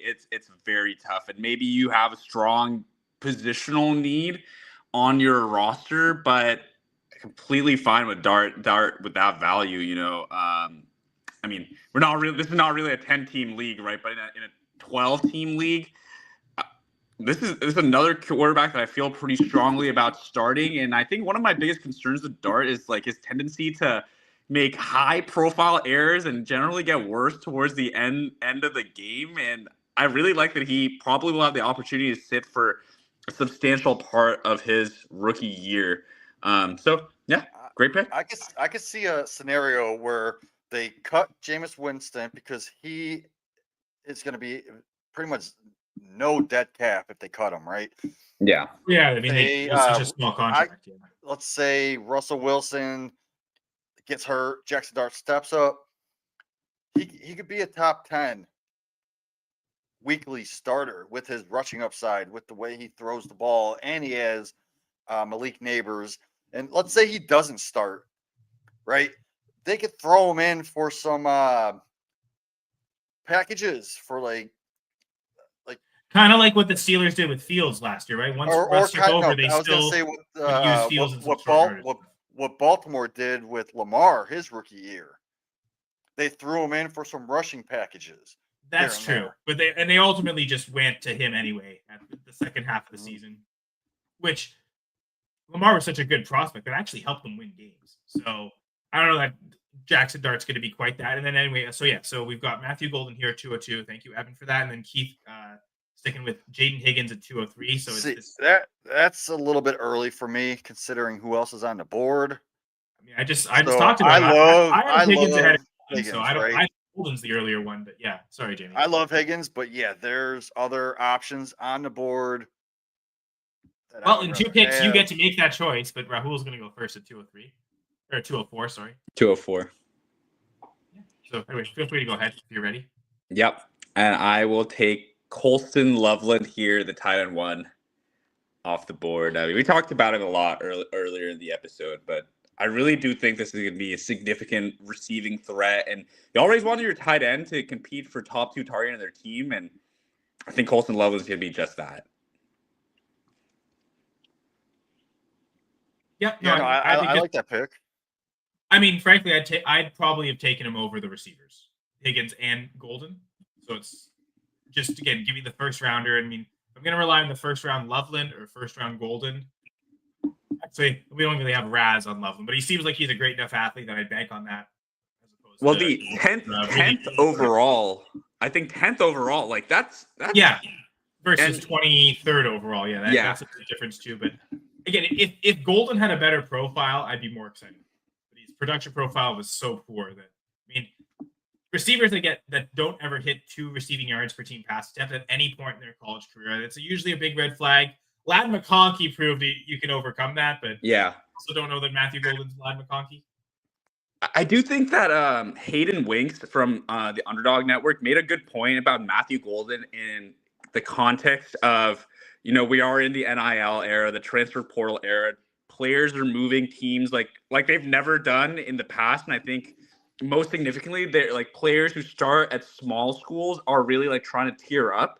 Matthew Golden is someone who started at Houston and moved up to the University of Texas, right? And his production wasn't great in Houston, so that still is a bit of a concern. But it may make sense, like, for him to have a slow start at school like Texas with Isaiah Bond already established. And I forget the split that Hayden Winks pointed out, but towards the last maybe 7 games, and Isaiah Bond did get injured, that Golden did still average 82 yards per game in the latter half of the season, and that still, rings the analytical alarms for someone who, like, especially like me, right? Like, I'm not a film analyst, but I do think there is something to the point that we may have to give a little more context to these situations in the NIL era when players are moving out around so frequently.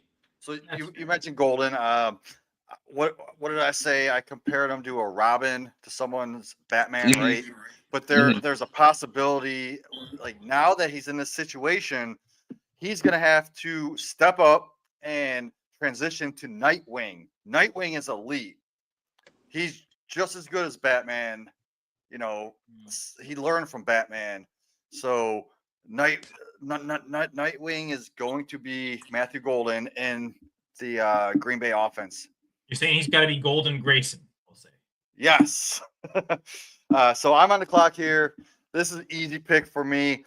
What did I say earlier? If someone goes Loveland, you take Warren. If someone goes Warren, you take Loveland. The math works. You got to go back to back. It's so easy. I'm going to go Tyler Warren. So this team right here at the 5th pick overall, Travis Hunter could possibly be the number 1 receiver.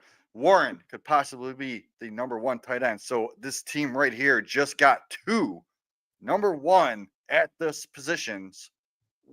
With the first I'll be honest, Damien, I tend to look at mock drafts as just each pick in its own thing, because how often do you see a rookie draft where there's no trades made? Right? Like, most likely these are all scattered. It's different teams. Like, nothing's ever really lined up to be the same team. And if we're assuming it's a 12-team league, this would actually be it wouldn't be Hunter. This would be like the Ted McMillan team. So, just in that, because one of the things I don't like about mock drafts is that you're not really team building with them. Like, you really should be just picking the best player available. All right. So is there anyone in the chat here that wants to take the next pick, or who's up? I had the next pick. Oh, yeah. Kyle. Evan, you'll have the 207, and then Keith the 208 if you guys still want to continue to participate. I would say for me, it's between 2 wide receivers. We've talked about this wide receiver tier so much, and I still have Luther Burden ranked ahead of Trey Harris, so I will go Luther Burden here. All right. I like that. Because that tough Trey again. Harris possibly falling to me later. Yay. We'll see. Again, I'd be sure. All right. So anyway, and then just wait for Evan's pick. But all to say, yeah, I think guess I've said everything. Production You know what? profile for Burden, landing spot for Harris. Like what matters more? If Harris went inside the top 50, maybe I look at it differently. But I've kind of actually, it's funny that he went to the Chargers. I actually lowered him 2 spots in my wide receiver league. He was the wide receiver 5, and now he's wide receiver 7. Part of it is Higgins jumping up has kind of shifted that, and Golden didn't move. He was my wide receiver 6 before. He's still my wide receiver 6 now. So it's funny how with that Chargers landing spot, Harris still somehow ended up falling. But I do view these again, and specifically these 4 guys. Actually, sorry, comment came up. Coco Chad TV. Is he crazy for wanting Ewers way up the draft board? Like he's ostensibly terrible, but he landed in a spot prime for opportunity. And the one thing he excels at is quick, short shots. I mean, Ewers went undrafted in every single one of my 7 fantasy drafts that I've already finished. So don't shoot him up your board. Just get him at the value for free. Or I mean, if you really want to take him in the 4th round. Yeah. Your last rookie pick might be the spot to take him. I mean, where is he in my QB rankings? Like he's still QB 10 for me. I honestly based on prime for opportunity, I think Riley Leonard is in a better spot to get an opportunity than Ewers is, right? Just because we've talked about how bad that QB situation is. Richardson and Daniel Jones are both completely terrible. Is it is it out of the question that they can't find a quarterback next year and Riley Leonard gets starts? I think that's more realistic than Ewers. I mean, Ewers is okay. Tua gets hurt, but then you could say the same thing for every other quarterback, right? Like if Brock Purdy gets hurt, does the Canadian kid Curtis Rourke get a shot? Realistically, Ewers is not better than Zach Wilson, which is crazy. And that's the other thing too. Is the one thing saying Curtis Rourke's way is Mac Jones. Funny from that same draft class, you've got Zach Wilson. Now Wilson's only on a 1-year contract, so by next year, he could be out of the way, and Ewers is the main backup. But you could say again the same thing about Curtis Rourke or Riley Leonard, right? So that's why, I think I had Ewers as QB 10 before the draft, and he stays there. I was the high guy with QB 5, and that was just pure artificial dynasty value with the name Quinn Ewers. And to that point, I do get the thinking, should if he ever gets the chance to start on the Dolphins, and who knows what the Dolphins are going to look like when he does start, but there are likely to be weapons there long term. The value you could get could be much more than what you paid, but I actually don't think there's a reason to have to pay anything for Quinn Ewers in your drafts. Yeah. Right, so also, Coco Chad TV, if you want to make a pick and join us in this mock, feel free. We'll be calling out picks. So honestly, Evan, Keith, Cow Chad. I don't know why I think I said Coco earlier. I'm so sorry. Cow Chad? Cow Chad? I don't know. Chad. I like cocoa. I like stuff with chocolate in it. I've got a sweet tooth. What can I say? My brain just goes there instantly. But yeah, if anyone wants to make the pick, just call out 207. I think Evan wanted Bashal Tootin, if I'm reading the chat right. That comment completely. Yes. Okay, yeah. So Bashal Tootin at the 207. Okay. What do you guys think? I don't mind that. I like Bashal Tootin. I just think this is a little too early for him. There was one draft where I got him at the 301, but another one at the 309. He's going all over the place. He was the 7th running back taken in the draft. So to see him as RB7, I think I've got him at RB8 in my rankings. So there's maybe one guy I'd take ahead of him. But no, I mean, decent enough landing spot where things could open up. And it's he's competing with Tank Bigsby for the starting job. So he is my next running back off the board that hasn't been taken. Because you're a hater. Yeah. Because what? Because you're a hater for the guy who should be the RB7. But Keith, if you want to make the 208 pick, if you're still in the chat. Well, it's been a while since we've heard from him, so if he's not in the chat, we'll quickly move on and finish out this round. I do think there's still some wide receivers I'd take ahead. I've already mentioned one, right? Yeah, and I just I hear apparently Keith thinks so too because he's got Jalen Noel at 2. That's crazy to me, man. I'm taking the next pick. No. Well, I'll give a couple minutes for Cow Chad to if he he wants it. If not, Rahul, you go ahead and make that wide receiver pick, even though you hated the guy before the draft. I just that's I mean, very actually, maybe true. you don't take Trey Harris. But, yeah. That I won't confirm because I want to let Kyle Chad make his own pick. But just to say about Tootin, I see a lot of talk about Bucky Irving. I even may have alluded to that like live. We were live when the pick had happened, Kyle, and I might have alluded to the Liam Cohen offense and what Bashal Tootin's likely to be good at. And I just want to maybe pour some water on myself. Is that my hype train is just that Bucky Irving in a lot of rookie drafts went in the 4th round. He like really fell after a very poor combine. And Tootin, like, I honestly don't even think this is a reach because I have seen Tootin go at this range in actual drafts as well. But I would just have a little bit of caution because I mean, if he hits like Bucky Irving, you're still making a ton on your pick, but you're spending a lot more. You guys know how much I love Tootin. I hyped him up on our running back show. You were the only one who ranked him in the top 10, I think. Yeah, like he was freaky athletic. You know, his 40 time, his speed score, his burst score, and everything. So I love the dude. I don't mind it here actually, but there's just someone else on the board that I can't pass up when he's on the board. Yeah, I guess we'll find out maybe a couple picks, or if Rahul or Kyle Chad takes them, then we'll find out. But okay, actually, sorry. Kyle Chad says he thinks the correct pick is Mason Taylor, but it's completely fine to pull the trigger on Milroe. So taking Jalen Milroe at 209. Interesting. See, I don't mind that. Mike Hicks, my co-host and Going for Two cheat sheet, I was talking to him about the Milroe pick, and he was at the 209, and I made an argument that this dude could be the upside of like a Jalen Hurts type. Just hope he doesn't end up being a Malik Willis, but you're gambling on him at a low risk at the end of the 2nd round. And although if he ends up, actually, Kyle Chad changed it to make it Mason Taylor. So Miller is still available if you want to make that pick. Well, actually, Rahul's going to pick first. So Mason Taylor, I love Mason Taylor. I drafted him a couple picks after the guy that should have been taken in a draft today. Anyway, so Evan's comment here, and this is specifically regarding the Bashal Tootin pick, I believe. Yeah. When it comes to rookies in round 2, I think the hit rate on RBs is much higher than wide receivers, so I tend to try and take a running back and can always pivot off them to an already established wide receiver if they hit. Yeah, very true. But we mentioned it earlier that round 2 is the round 2 running backs are pushed up to round 1 now. Mm-hmm. Yeah. And you're not going to, as you see in our draft, there's only one running back. And there's one more running back that could go in round 2. That will Rahul take him here at 210? Rahul will not. Rahul will take Trey Harris, wide receiver, Los Angeles Chargers. About freaking time someone takes this. Yeah, I mean, I would have gone Harris. Harris. And I would still say like Evan's comment.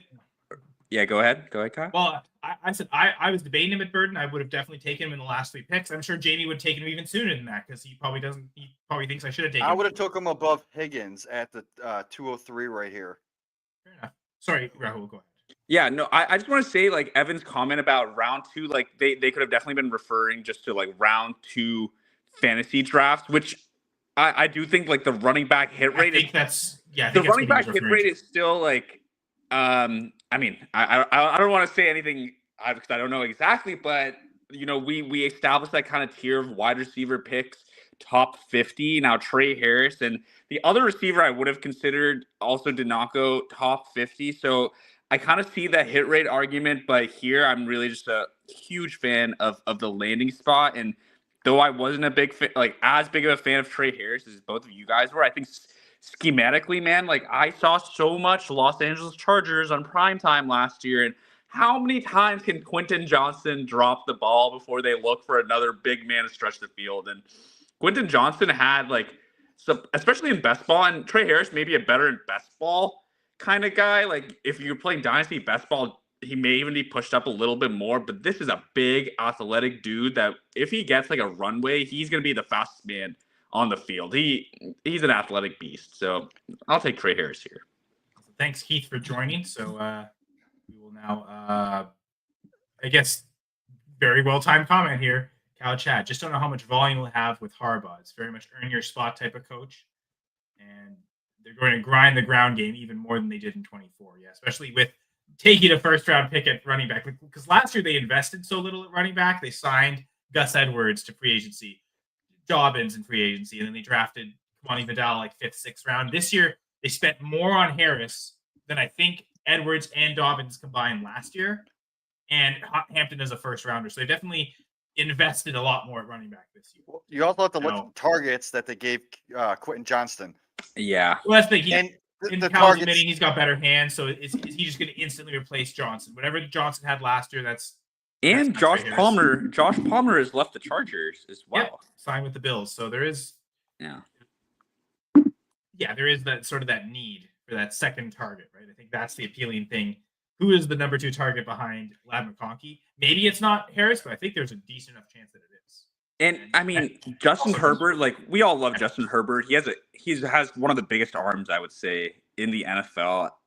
I just love, like, I think he's a perfect counterpart to Ladd McConkey. And I was someone maybe a couple episodes I would have said like Ladd McConkey might be a sell high.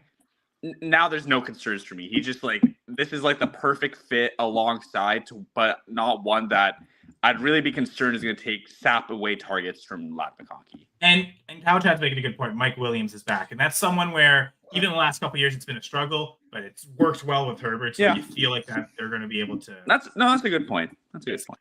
So do you guys want to do 4 rounds? We're at an hour 46 already.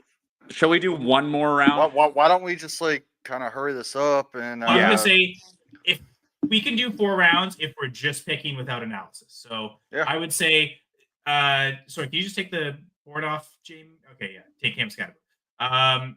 So for Evan, get your 303 pick ready, and then Cal Chad your 304, and then after that, we're just going to have the 3 of us run through the rest of it. I'm just going to say right now, I'm not a Scatterbo fan. He's chaotic in the way he runs. I don't know if it'll translate to the NFL, but he is in my top 20, so I'm taking him.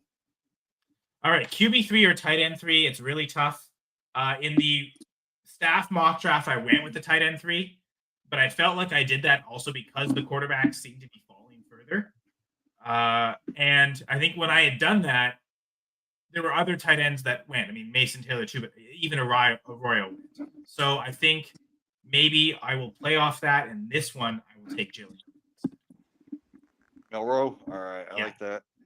I was thinking between him and Terrence Ferguson, and again in the staff mock draft, I went with Ferguson, and Miller ended up falling into the 4th round of that draft. So maybe that was the right call to fade him. I think I really did. Like, they're back to back in my rookie rankings, and it's what do you want, the tight end 3 or the QB 3? In theory, you should want the QB 3, even though the tight end 3 went a round ahead of him. Maybe I made that wrong. Maybe I made the wrong pick, but I'll stick with it here. Jalen Milroe is my pick. So Evan saying he thinks Higgins is poised in a pass offense, and I think Tank Dell is not going to stick as a wide receiver too. So he likes a landing spot better. Tank Dell ain't even playing this year.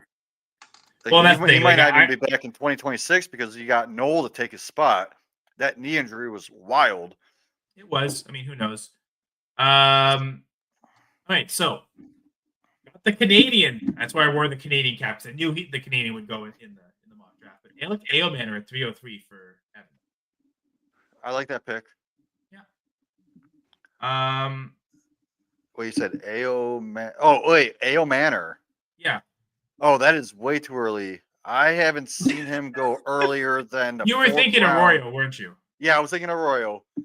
So Ao Manor hasn't gone in the first 3 rounds in any of my drafts. 12 team, 10 team, doesn't matter. He's always a 4th round pick. So if you want to take him here, go right ahead. It's funny because I had him as a late 2nd pre-draft. He is actually my biggest faller. He's outside my top 40 rookies right now. Interesting. Titans, right? Like, it's Titans landing spot. It's a 4th rounder. Late draft capital. Yeah. Keith's also mentioning concern with the Trey Harris spot, which is why I guess in this mock he fell, because it seems like everyone in the comments really concerned with that run first offense. Fair enough. Okay, so that is a concern. Kyle Chad said he's got 3 ready, but also bonus would take Nick Naush in round 4 because he's publicly crowned as the 2025 Puka. That's not. That's you say that would be his 4th round pick. So who is your 304 then, Kyle Chad? Let us know quickly, and then we'll run through the rest. We can even throw Nick Nash as the 410 just to appease him. All right. 304 is good. Devin Neal. Yeah. Nice. Neal, a good pick. That's probably who I was. I mean, that's next on my running back board. Man, I got him at the 401 today in a listener league for a podcast. Nice. At the Good thing you listened. Good thing you're a listener. Were you the listener or the speaker in that? No, it's a. He was the drafter in that draft. It's a league where the last place team gets replaced, and I took over the team. Oh, yep. So Keith is taking Dylan Sampson. So Keith stuck around, still for another pick. So yeah, we'll take Dylan Sampson. I want to talk to Samson. I've got Devin Neal and Dylan Sampson in back-to-back in my running back rankings. In this order, too, with Neal first. So I do definitely like this. And Rahul, let's take us away. And I think the 3 of us will thank you for the contributions from the draft. I think the 3 of us will take over the rest of the draft, and we'll just go through the picks real quick. Yeah. I'm going to take Jalen Milroe here, just the upside. I already Perfect. Oh, you did? He did already take Milroe. Oh, no. So you need Tyler Sough, huh? Well, I was going to say, I have a feeling I know who you're going to take. Huh? Who I'm going to – I don't know. Oh, wait. I really can't see the board well, but Kyle Williams is still on the board, so. Exactly. Great pick, dude. I really debated him at the trade. He is way down there, too. Like, I have to scroll so far down.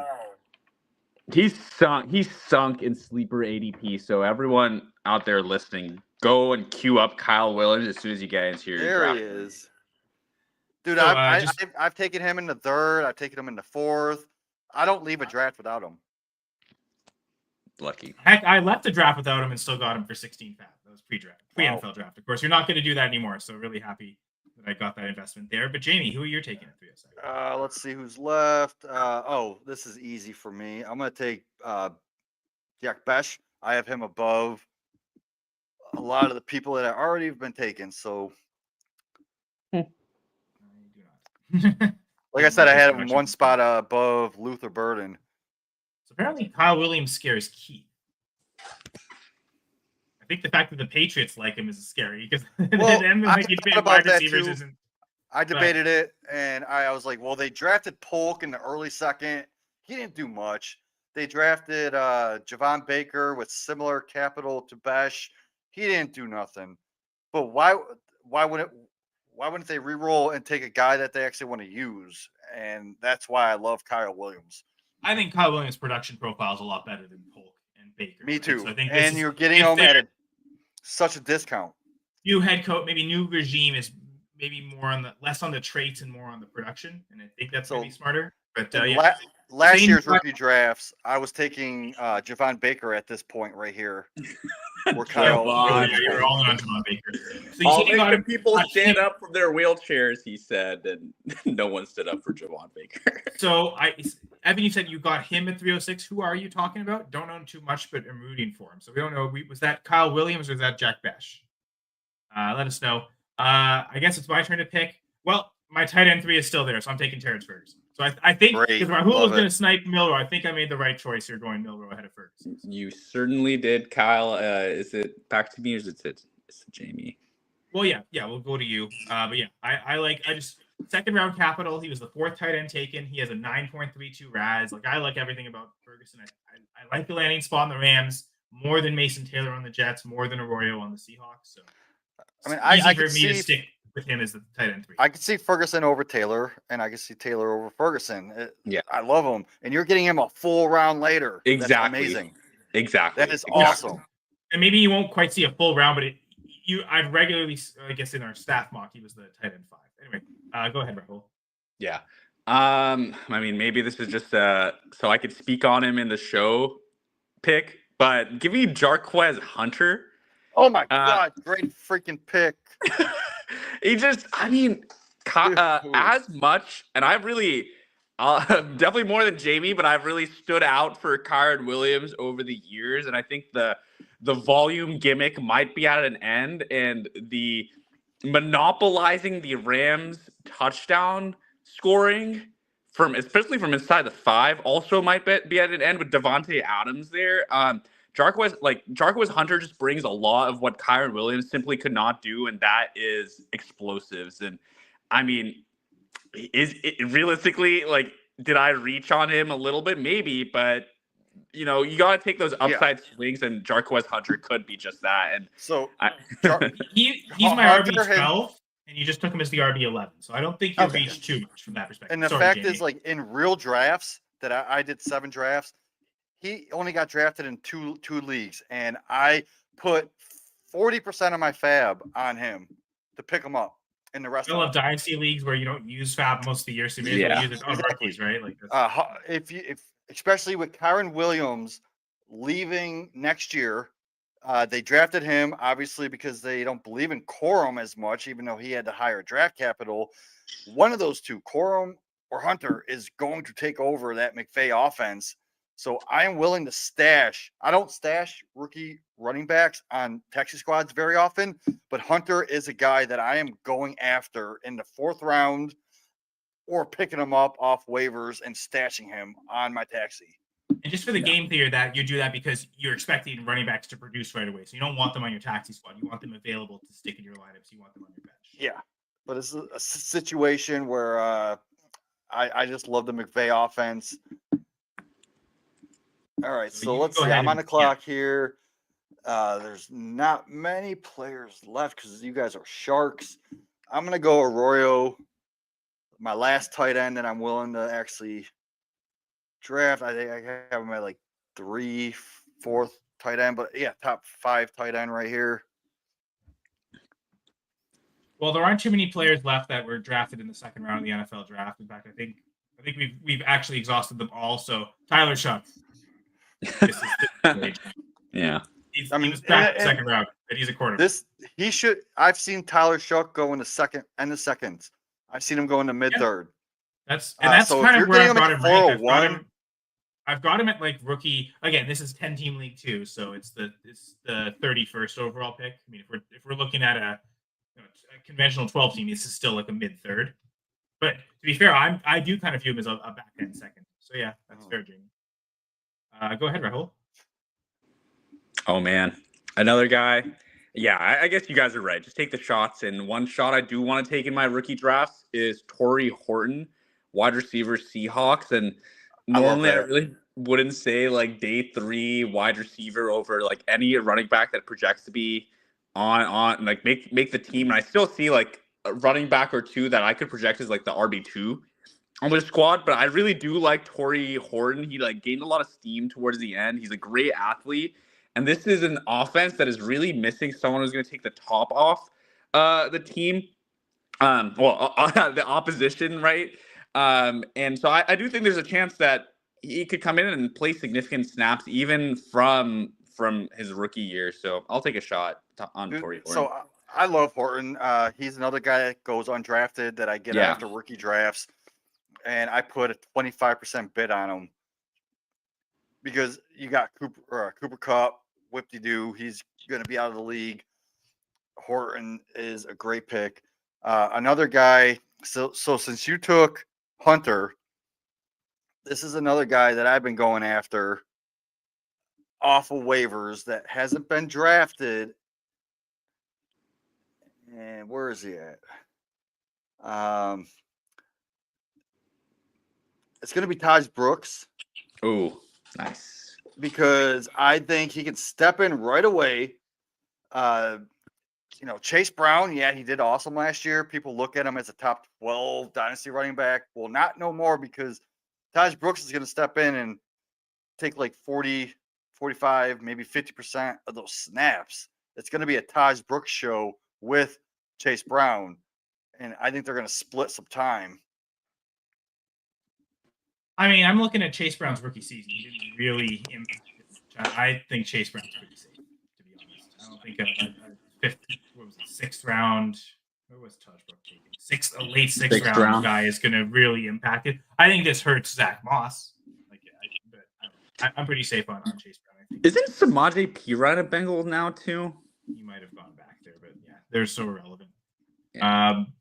I think they don't want necessarily Chase Brown playing 100% of the snaps like he was starting to do at the end of the year. I think there's that, but I still think he's the main guy. He's going to be out there for enough pass catching reps, enough touchdown reps.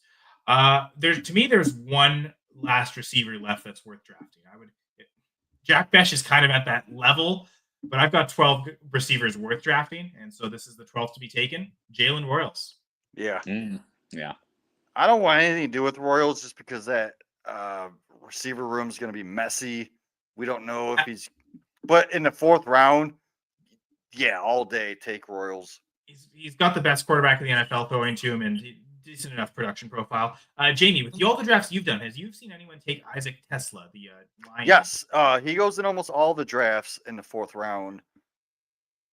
Apparently, Evan went to University of Arizona. I think he only fell to the waivers in like 2 of the leagues, but I didn't pick him up because I don't want that mess.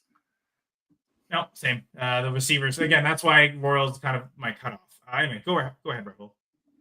I will end your slide. This pick will be legendary.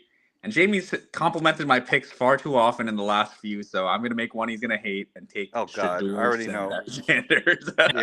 Yeah, I was guessing. And it's funny because Evan's last comment was he just had terrible QB play as you picked Shedeur Sanders there. Yeah. Go ahead, Jamie. I know you wanted to just ignore the Shedeur pick and move on as quickly as possible, so go ahead. We spoke enough about the 5th round quarterback earlier in the show. Yeah, that's true. Who hasn't? So right now I'm looking at who's left. Not many players that I really want, but I'm willing to put this guy on my taxi squad. Harold Fannin. They can move Judy outside. They lost Elijah Moore in the slot, so they just got Deontay Johnson, who's not even gonna play. I don't care about that dude, but I can see Harold Fannin playing more in the slot while Njoku plays tight end. And then when Njoku leaves like 3 years from now, like just slide Fannin in. We look at Njoku as a top 6, 7 tight end right now in Dynasty. I think 5 years from now, Harold Fannin could be a top 6, 7 tight end. Heck, 1 year from now, he could be the lead tight end in the Browns because exactly entering the final year of his contract. And also, I agree with this call too of Howard before Sanders. I think we also again talked about that at the start of the episode. Rahul's not quite there yet, but Jamie and I certainly are. I'm going to go Jayden Blue. That was someone I was not really considering even drafting or draftable before the draft, but he went to like the perfect landing spot on the Cowboys. He might get opportunity. So at this point, I'll take the shot on who's currently my RB. So, I know a lot of people that love Blue. I'm not a big fan, but when I hear his name, I think of that song, I'm Blue, da da da ba da da.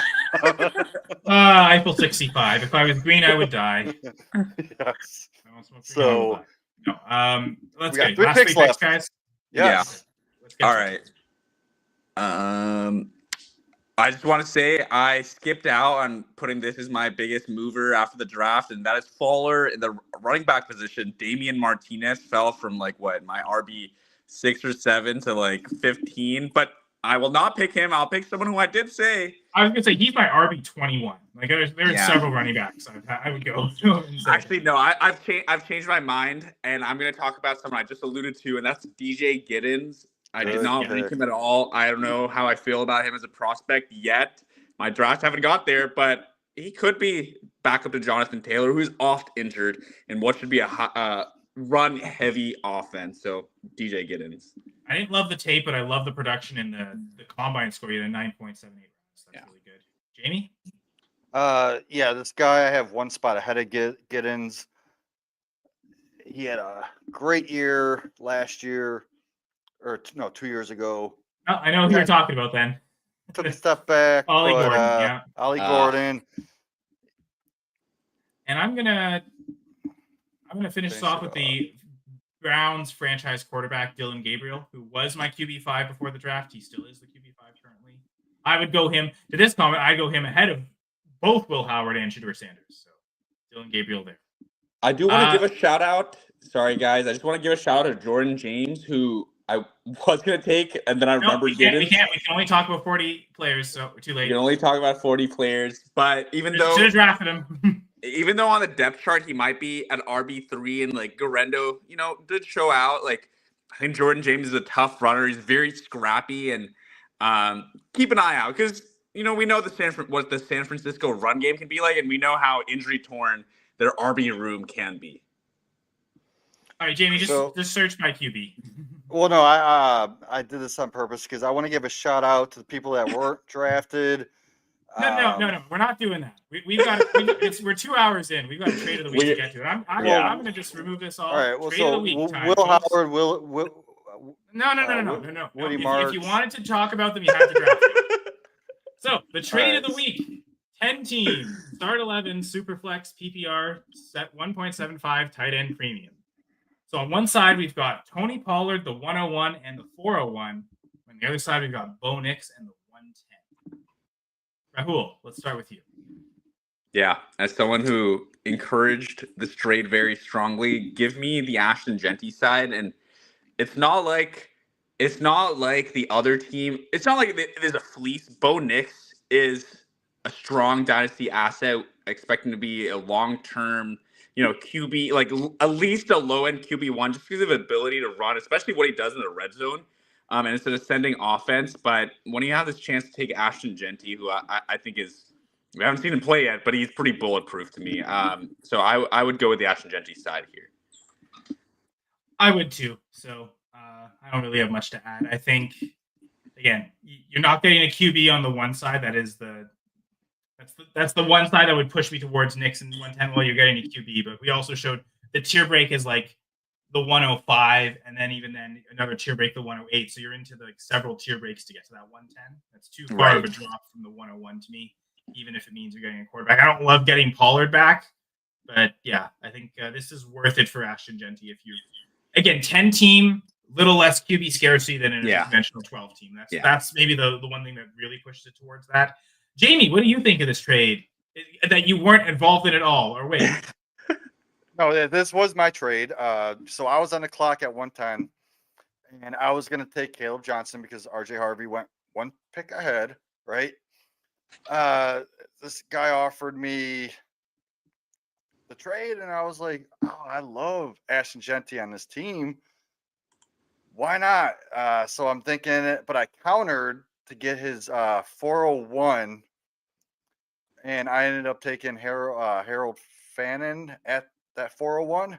Okay. Then tight end premium. Yeah. Tight end premium. I wasn't a big fan of the Pollard. I even told him I don't want the Pollard pick. I even was like, well, he said he views Pollard as like a late first, early second, right? I mean, just because he views him as that. Yeah. Right. So I was like, well, I view him as like a mid to late second. So I tried to get that 204 that he had, but it didn't work. So I ended up just doing a trade. But when he was didn't want to risk not getting Genty. Yeah. Right? Like you just decided, okay, so I did it. Not the ideal, but it's worth it for Genty. When he was on the clock at 204, Caleb Johnson was available. So I offered him Pollard for Caleb since he told me that he views Pollard as like a higher pick. I'm like, why not? Oh. And then he declined it. And then I was like, well, how about I give you the 401 and Pollard? He declined it. I was like, well, how about I give you I guess you don't do Pollard and first, right? Yeah. So I was like, well, that doesn't make sense. Why would you say that? Like, whatever. But me and him had a great back and forth conversation for a while.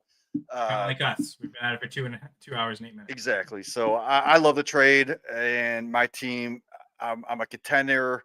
I won the championship last year. I'm going to win it again this year. I'm going to get that 2-peat. My second running back last year was Jerome Ford. Now I have Gibbs and I have Genty. Yeah. And then I made a blockbuster. Wasn't an every week starter, then you're not really losing. Your starting lineup is better because of this trade. Yeah, and then I also made a blockbuster trade to get Trey Harris at late second giving up 4 quarters for him. Great job, JB. Great trade. Way to go get Ashton-Jeanty. We've had Ashton-Jeanty featured in our trade of the week a few times. But anyway, this was a fantastic episode. Again, our longest to date, which I feel like each week we're just going to keep going longer and longer. Jamie's been in so many rookie drafts. I'll have a few kicking off this week, but next week we are going to review some rookie drafts. If any of the listeners are listening live and want to share their drafts with us, we'll figure that out too. But yeah, I think next week we're just going to talk rookie drafts and look through them. One topic. Maybe that's what we need. Is just one episode topic, and we'll still go over 2 hours, of course. Anyway, that'll be next time on the Dynasty Six Pack. So thank you, Rahul Natarajan. Thank you, Jamie Perog at Small Talk FF, at Jamie Perog, respectively. I'm Kyle Senra at Senra Says. We'll see you next time on the Dynasty Six Pack. Bye for now.